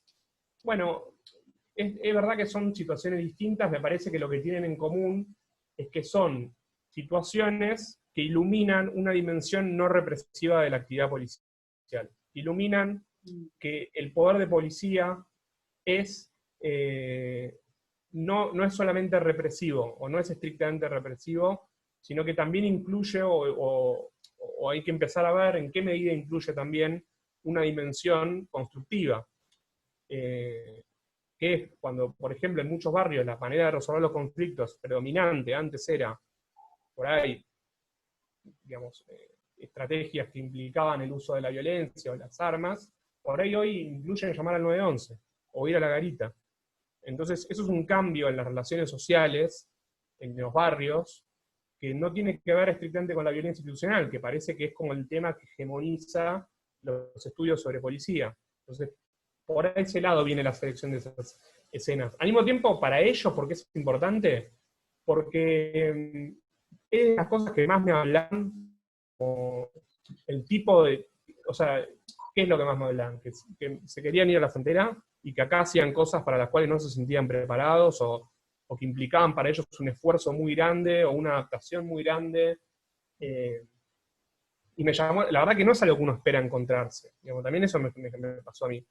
De repente vas y te dicen que lo que más les preocupa es tener que intervenir ante una familia que se está peleando, o una situación de violencia de género, que además les indigna que después esa pareja se reconcilie y que vuelva. Por eso el tema de violencia de género lo trabajo en otro artículo, porque es muy denso, no lo incluí en este, porque me parecía que ameritaba otra literatura, otra bibliografía. Estas son situaciones que de alguna manera tenían eso en común y me permitían generar este problema de investigación. Para mí era relevante porque fue un hallazgo. Para ellos porque era lo que vivían cotidianamente. O sea, es casi un espejo en algún punto. Me llamó mucho la atención. Y bueno, puesto en diálogo con una literatura que tiende a centrarse mucho en la dimensión represiva del poder policial, la verdad que me pareció interesante, desde lo inductivo, digamos, si la investigación puede ser deductiva o inductiva, ¿no? O sea, corroborar teoría, refutar teoría o formular nuevas preguntas, formular nueva teoría. A mí me parece que estas situaciones tenían un poder inductivo muy grande, en el sentido de poner nuevas preguntas en el centro de la mirada sobre el estudio de las fuerzas de seguridad. En relación a las preguntas que me hacen sobre el campo, es verdad, ¿no? Uno tiene mucho menos, por eso digo que son reflexiones que uno hace a posteriori, ¿no? En el momento haces lo que te sale y lo que decía Romina, ¿no? Actúas por instinto. O sea, vos sabés que por ahí preguntar eso en un momento en el que estás empezando el campo, que por ahí no es lo mejor, porque generás desconfianza, porque generás como, digamos, a mí, como decía antes, algunos gendarmes me han, no sé si acusado, pero me han preguntado un chiste, o no sé, si era de inteligencia, si trabajaba en inteligencia. Digo, es parte de la cosmovisión de ese mundo, es parte de las cosas que viven en ese mundo.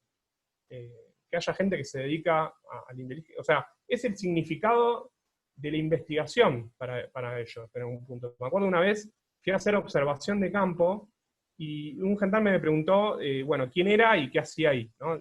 Y le dije, soy de la universidad, soy del CONICET, o sea, no dije universidad, dije CONICET, una sigla rara, ¿no? Como, ¿qué será el CONICET?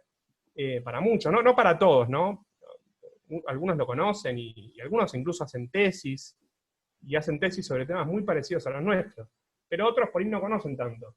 Entonces me preguntó, yo era de CONICET y estaba haciendo una investigación, y me dijo, era una actividad en la villa, tipo un acto y me dijo, si sos de inteligencia, habla más bajito, porque se van a dar cuenta.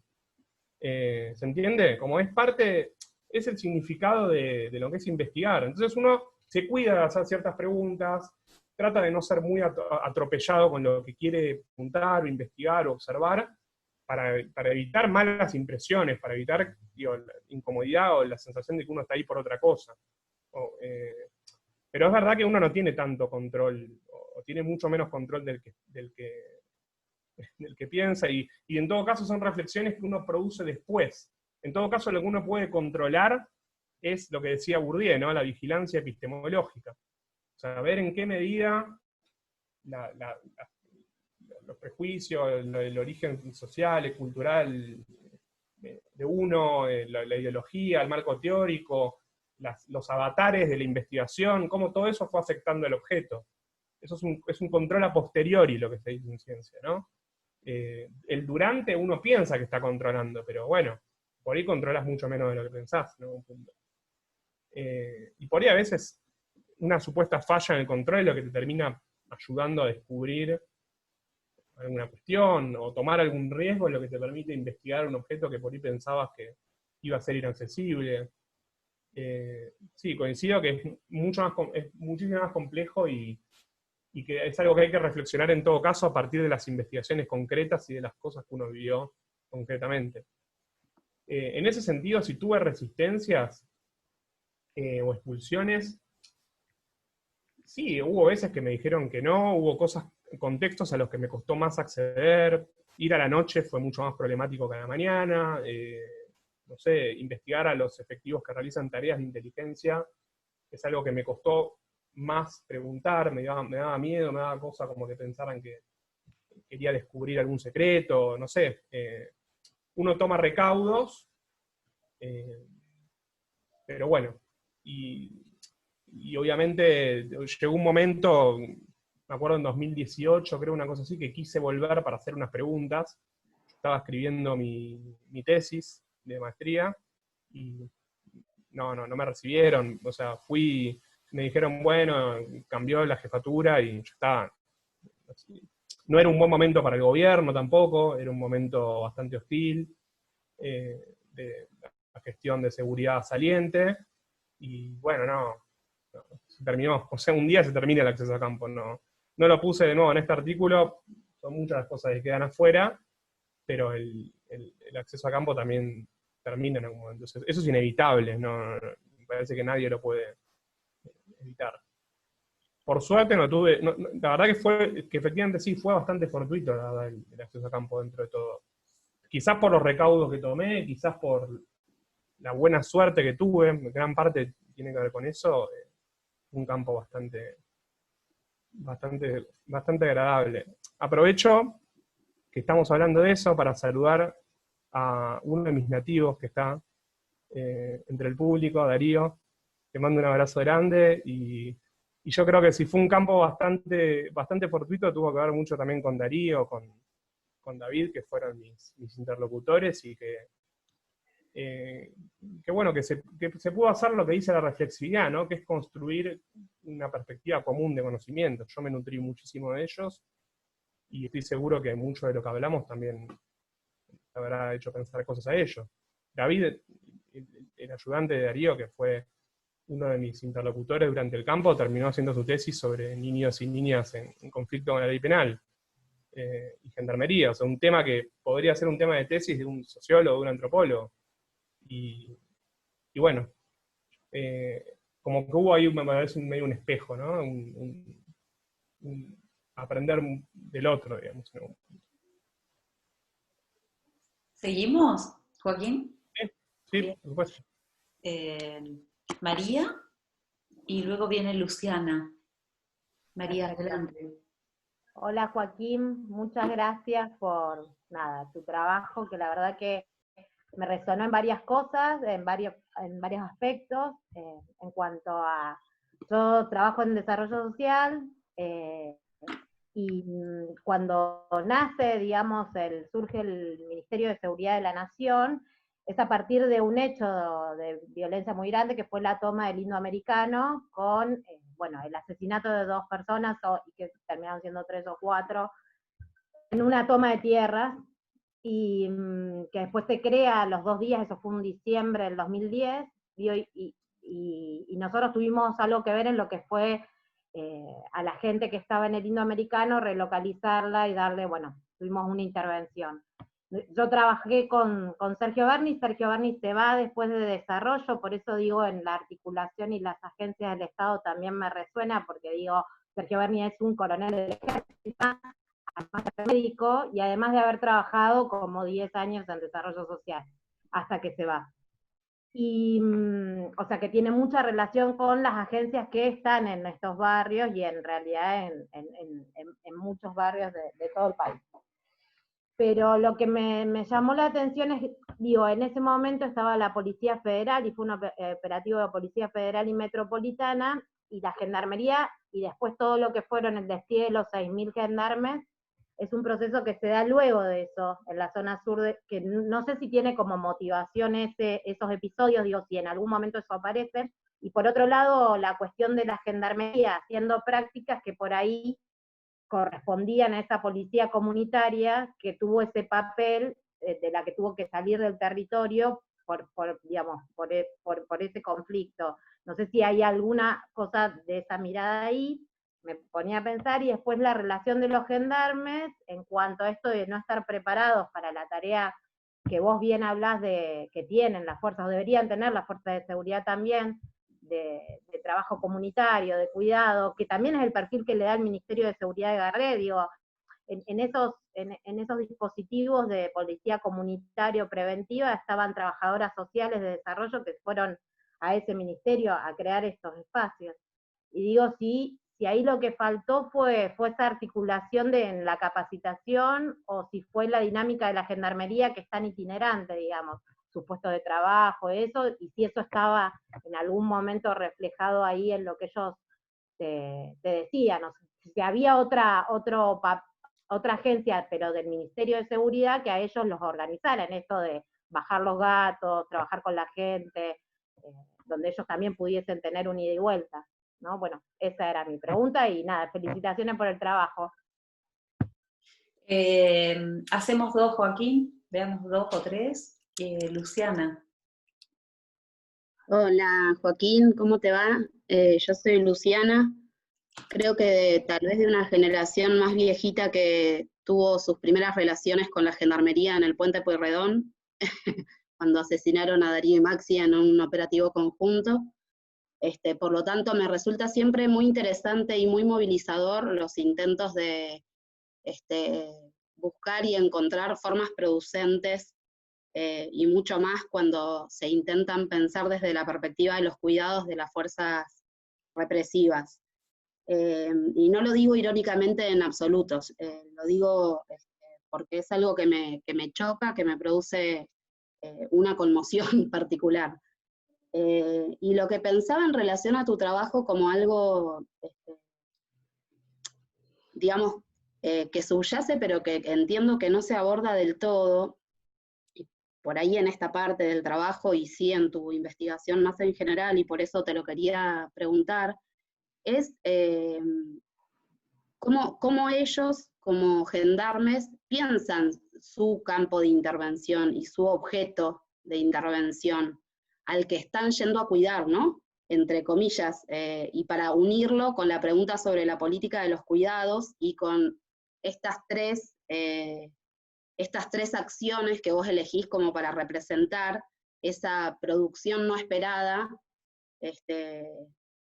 al menos por los estudios hegemónicos en relación a las fuerzas represivas, de bajar el gato, apagar el incendio y hacer de psicólogos, esa producción no esperada, que al mismo tiempo nos hace pensar cómo en determinados sectores sociales se amplifica el carácter, hay como una amplificación del carácter público de una esfera íntima de la vida, ¿no? Como hay un tipo de intervención sobre estas poblaciones que jamás se harían sobre otras poblaciones. No habría una intervención en una discusión familiar, probablemente en Recoleta. Digamos, hay muchas cosas que pasaron también en la cuarentena que darían como para pensar en estas diferencias de las intervenciones en distintas poblaciones según sus clivajes sociales, ¿no? Y en ese sentido, bueno, me interesaba especialmente preguntarte cómo piensan ellos a estas poblaciones a las que van a cuidar, que efectivamente aparecen como poblaciones en las que se pueden intervenir de un modo particular en sus esferas íntimas que jamás lo harían en otros sectores sociales.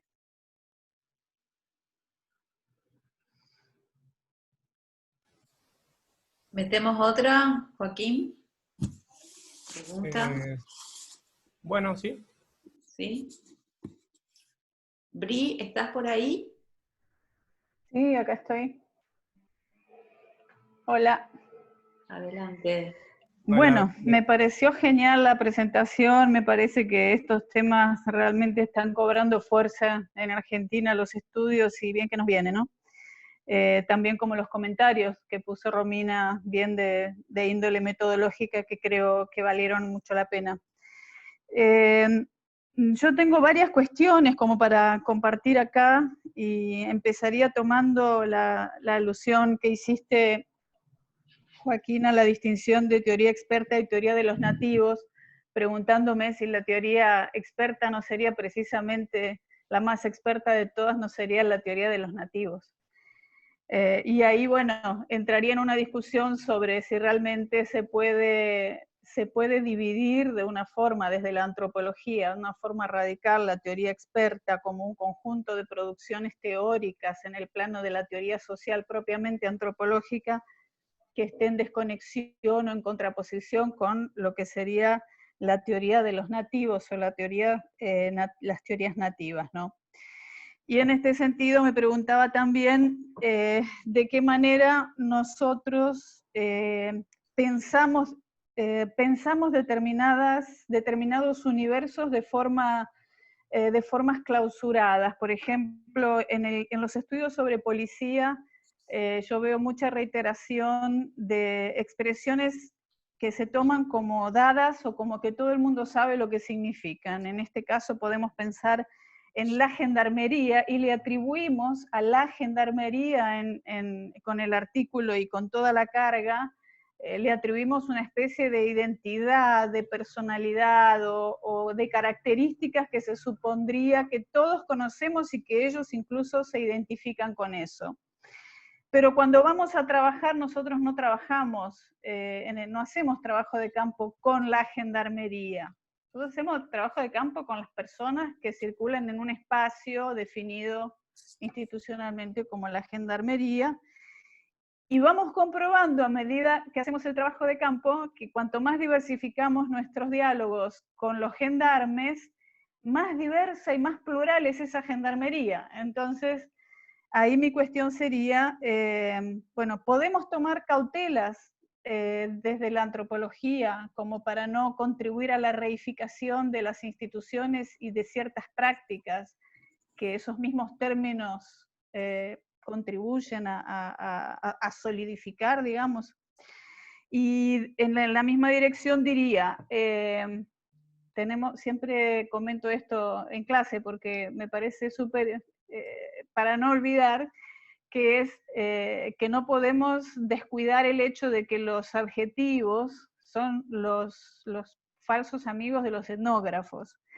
Y mientras leía tu trabajo, me daba cuenta de que había cantidad de términos entre comillas, que algo seguramente para vos estaban significando, pero que no trascendía de las comillas, es decir, algo me dice que esto dice algo, pero no llegabas a entrar en la descripción etnográfica o en el contenido etnográfico. Entonces, el despliegue de esos términos quedan muy en el plano, yo diría, muy en el plano del estilo sociológico, que sería el que tiende más a tipificar o el que tiende más a aglutinar que a descomponer, no en el sentido de pudrir, téngase en cuenta.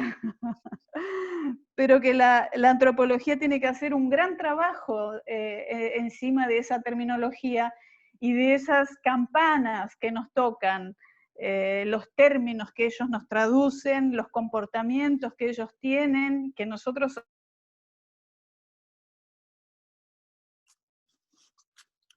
observamos y dejan a veces confusos y que nos invitan a contemplar qué significados, qué sentidos pueden precisamente tener para ellos. Y entre esos términos aparecen los términos más comunes y básicos de este universo, como por ejemplo delitos complejos, crimen organizado, que si los miramos antropológicamente y los desentrañamos, podemos hacer una excelente indagación sobre la idea de complejidad de los gendarmes, que no sería una pavada, es decir, uno dice, delito complejo, como si supiera todo el mundo, incluso los gendarmes, de qué se trata. Uno dice crimen organizado, siendo que el término organización, la categoría organización para la antropología es clave desde que surge la disciplina. Entonces son terminologías que nos invitan permanentemente a profundizar en el análisis de estas cuestiones, ¿no? También me dio la impresión de que hay un uso de alguna forma confortable, y esto lo veo muy a menudo, del término representaciones. Yo creo que no estamos trabajando con suficiente rigurosidad el concepto de representación y lo usamos como sinónimo de lo que me dijeron, lo que ellos piensan, lo que piensan varios, lo que piensan algunos, lo que me parece que piensan. Y creo que analíticamente tenemos que tener cierta cautela para poder, digamos, para no banalizar ni la teoría social producida hasta ahora, ni la teoría nativa que entra en diálogo y nos obliga a reformular la teoría social todo el tiempo. Y con relación a los cuidados también me pasa lo mismo, tengo la misma impresión, es decir, se habla de los cuidados, de las políticas de los cuidados, pero para un antropólogo que le digan las políticas de los cuidados en un universo tan diverso de experiencias vitales y existenciales, es como que no me digan nada, o no le digan nada. ¿Qué significa cuidar? ¿Para quién significa algo cuidar? Si hablamos de violencia, lo mismo, o sea, definir la violencia, no nos serviría de nada definirla como la vieja malvada que se asoma por la ventana de la casa de la esquina, pero tendemos a pensarla como algo que existe y que amenaza, como una entidad, ¿no? Y yo creo que nuestro trabajo estaría por ir desmontando justamente todos estos componentes, es decir, cuando hablamos de violencia, ¿de qué estamos hablando? ¿Y quiénes están hablando? ¿Qué componentes, voy a insistir con el término vitales porque me parece fundamental, están en juego tanto para fenecer en el caso de que sean acciones destructivas de la vida o dañosas, como para prevenir. Y lo mismo pasa con la idea de cuidados. Hoy está muy en boga hablar de cuidados, pero en lo concreto me gustaría saber qué significa y para quién, para que podamos pensar en una política realmente plural y una política que defienda los derechos de los ciudadanos en su diversidad, ¿no? Y bueno, y por último quería solo hacerte un comentario con respecto al uso del término ilegalismos, que me llamó la atención en las dos oportunidades que usaste el término como sinónimo de delito o de pequeña delincuencia. Esperen que voy a apagar acá el teléfono. Porque me parece que el concepto es un poco más complejo, no es claro tampoco, no es preciso en la obra de Foucault, pero creo que es riesgoso tal vez utilizarlo como sinónimo en este caso de pequeños delitos. Disculpe que me está tocando el teléfono y no lo puedo apagar. Bueno. Esos son mis comentarios. Ahí podemos seguir debatiendo. Gracias, lo felicito. Al expositor y a la comentarista. Joaquín. Bueno, agradezco los comentarios a todos, a todas. Muchas gracias, Brigia, la verdad que están re buenos. Muchas cosas, hoy no voy a contestar directamente porque son cosas que sí me dejan pensando para seguirlo mejorando. Obviamente es un trabajo en proceso y muchas de las cosas que me señala las tengo que revisar. Empiezo voy en orden, ¿sí? Y después claro. lo voy desarrollando en cada uno. La verdad, re interesante María Lucero, o María Lucero, no sé cómo. Re interesante. Después pasame algún contacto, algo me interesa como consultarte, porque el indoamericano para mí, es el punto de partida de mi tesis, en algún punto. La 20, sí. Digo, es imposible pensar estos despliegues, para mí por lo menos, estos despliegues policiales, y todo lo que implicaron, sin pensar el indoamericano. O sea, el indoamericano se vio todo, se vio disputas por la tierra, despliegues de violencia interpersonal, de conflictos entre las mismas personas. Se vio que había un objeto complejo que requería una modificación de cómo se gobernaba esos territorios, de cómo el Estado se hacía presente en esos territorios.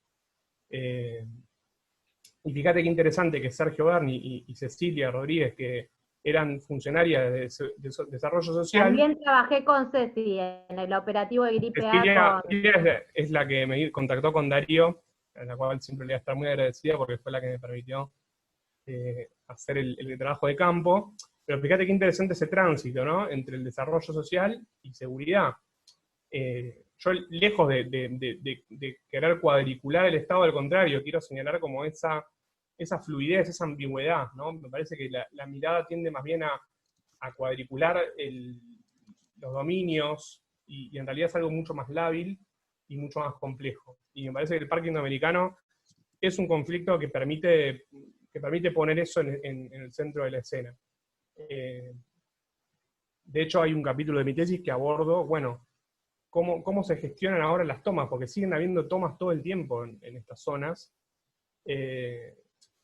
Disputas porque cada vez queda menos tierra disponible en la ciudad, y eso genera conflictos, disputas entre los vecinos para apropiarse de esas tierras, y bueno, la gendarmería también tiene un rol de intervención en esa forma de conflictividad, y es algo que también abordo en mi tesis, así que en ese sentido sí, la recontra tomé en cuenta lo indoamericano.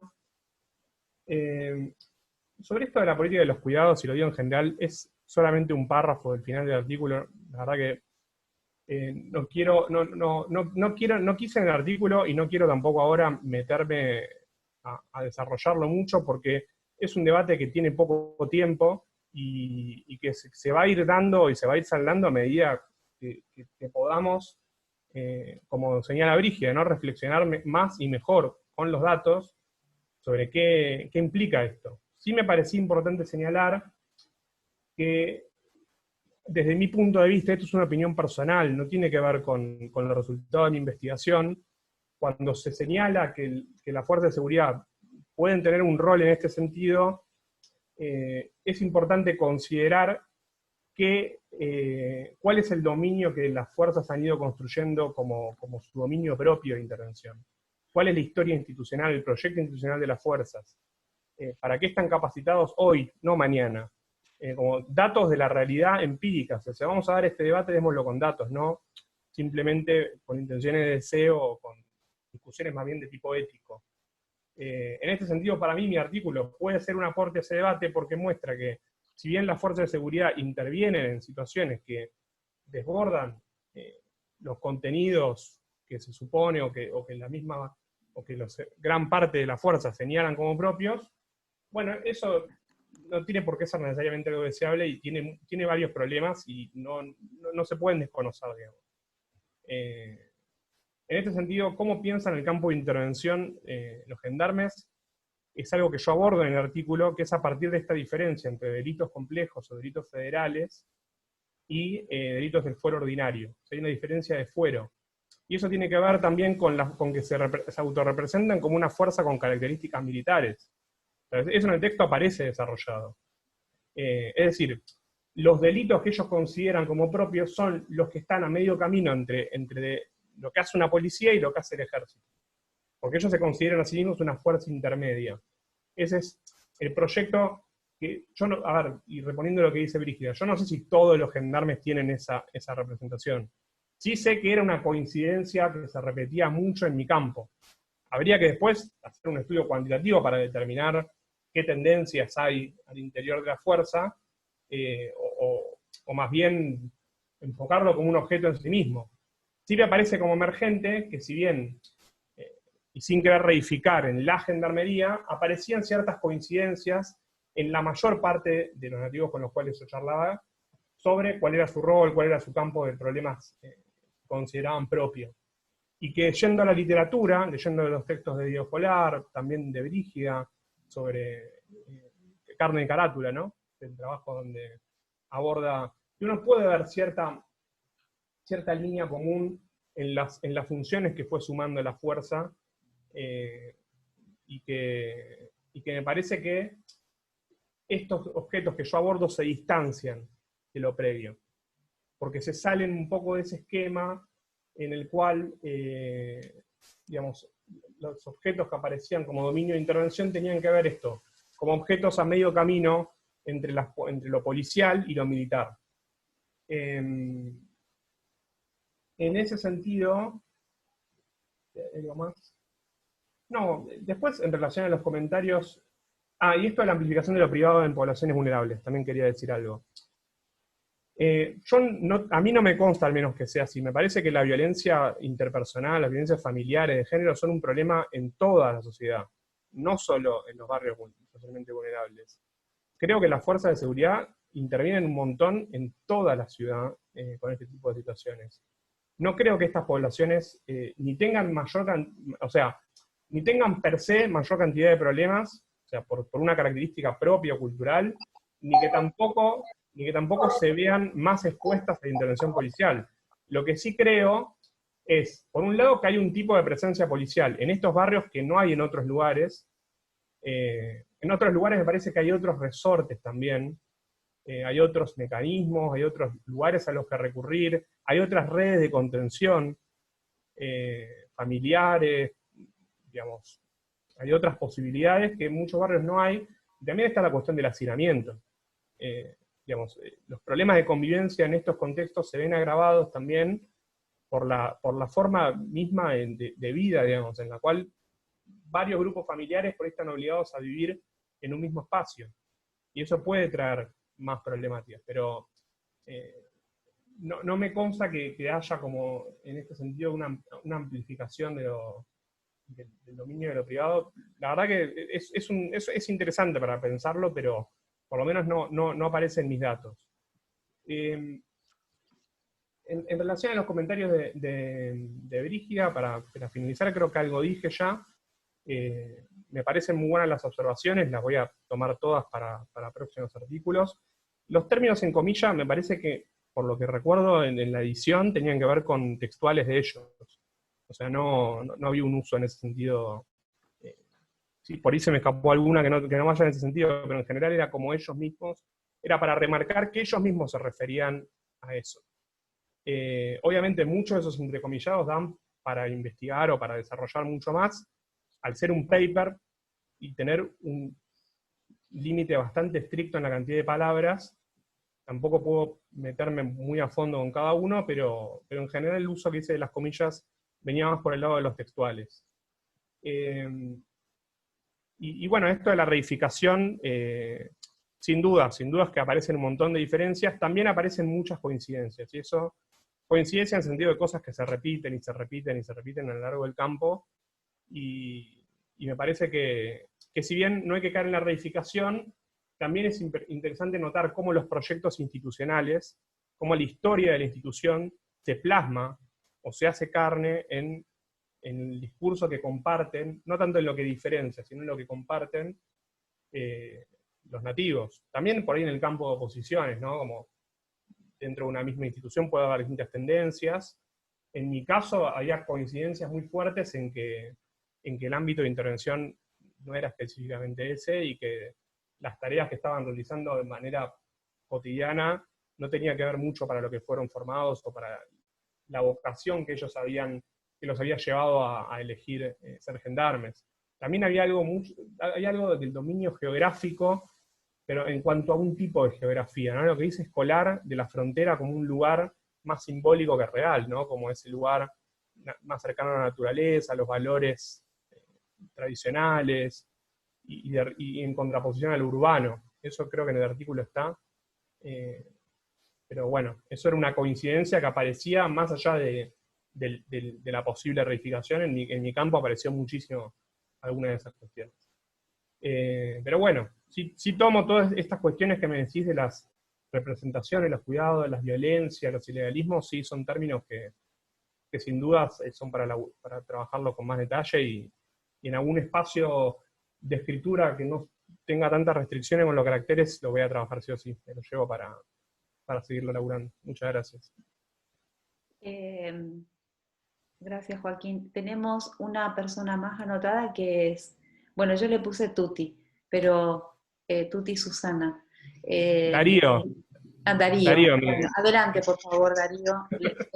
Extendemos 5 minutos más. Hola, ¿me escuchan? Sí. ¿Me escuchan? Ah, perfecto, bueno. Porque de la computadora de mi señora, que es Tuti Susana, me salía un artículo que el micrófono no funcionaba. Bueno, antes que nada quiero felicitar a la exposición de Joaquín, quien tuve el gusto de recibirlo en el 2016, en el Cinturón Sur, cuando me llama Cecilia Rubí, bueno, diciéndome que había un chico que quería hacer una invitación con nosotros. Y la verdad que, bueno, yo le abrí las puertas y Joaquín era uno más en la ayudantía.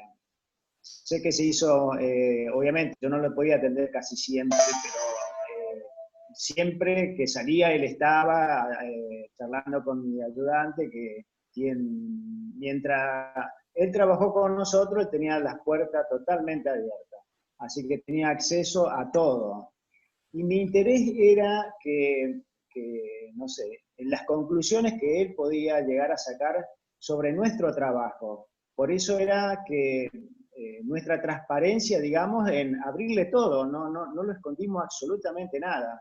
Así que durante ese año él tuvo acceso inclusive a los jefes de escuadrones, que cuando él me decía, mira, quiero ir a tal lugar, bueno, hablaba, va a ir, Joaquín, atiéndanlo, está investigando nuestro trabajo, etcétera, etcétera. Sí, no tuve la oportunidad de leer el trabajo de Joaquín, porque me falló. Yo le di mi email y no envió el trabajo.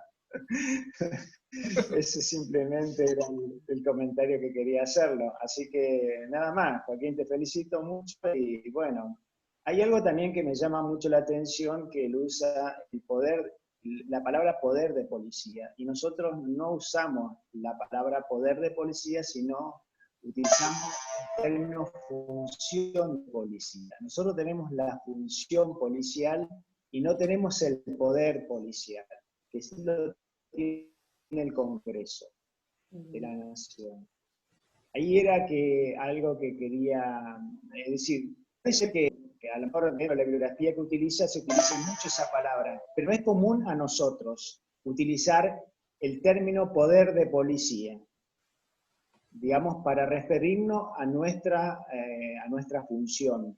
Nosotros sí utilizamos mucho que nosotros tenemos la función policial. Bueno, nada más, quería... Le va a mandar el trabajo, Darío, le va a mandar el trabajo. Lo estoy chequeando y lo mandé, así que me fijé en enviados porque me agarró como un ataque, dije, no se lo mandé. Pero no, están enviados. Así que o tengo mal la dirección o fue spam o algo así, pero lo estoy viendo en pantalla ahora que lo mandé. No, lo vuelvo a buscar y te prometo que te lo vuelvo a mandar. Te mando un fuerte abrazo. Un abrazo grande, Yo estoy retirado de la gendarmería. Es verdad. En la Patagonia. Bueno, tiene tiempo para leer entonces, Darío. Exactamente, sí es. Una cuestión importante para cerrar, me parece, Joaquín, Darío incluso, y los colegas, compañeros que están aquí atentos, es llamativo, Bri, por ahí también, Morita que anda por ahí, compañeras, me parece llamativo que Gendarmería reclame como institución, o que tus interlocutores, Joaquín, reclamaran las fronteras como su lugar de desempeño profesional idealizado, y que sin embargo estén operando en el cordón del AMBA, ¿no? Al mismo tiempo en el que la antropología se movió durante las últimas décadas, el objeto de estudio movió, ¿no? Desde las fronteras a recolocarla en otras fronteras, en otros lugares. Eso es algo que abordo, Bien, como un movimiento interesante, paralelo, sí. Esas fronteras urbanas, es interesante. Bueno, Romina, la comentadora del trabajo de Joaquín, muchas gracias, que estás allá en Corrientes. Muchas gracias, Joaquín. Ahora podemos abrir todos los micrófonos, porque aplaudimos. ¡Bravo, Romina! Muchas gracias. ¡Vamos, Darío! Gracias, Laura y Cecilia. Gracias. Felicitaciones. Gracias, Bricia, por todos tus conceptos. Nos van a servir para armar los trabajos de mitad de año. La parte así más docente, ¿sí? Como lo mismo que Romina, que habló de reflexividad. Nos vamos con la cabeza para hacer trabajos espectaculares. Uno no pierde la chapa por más esfuerzo que haga. Siempre anda con la gorra puesta.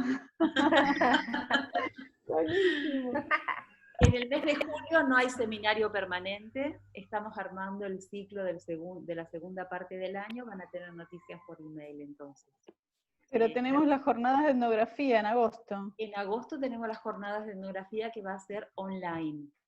Una panzada. Gracias, Bri, por recordarlo. Atentos para conectarse, vamos a tener, Darío, incluso si quieres venir a escuchar discusiones de otros antropólogos, antropólogas. Bueno, muchas gracias. Bueno, ¿estás contento, Joaquín? Nos podemos ir desconectando, ¿eh?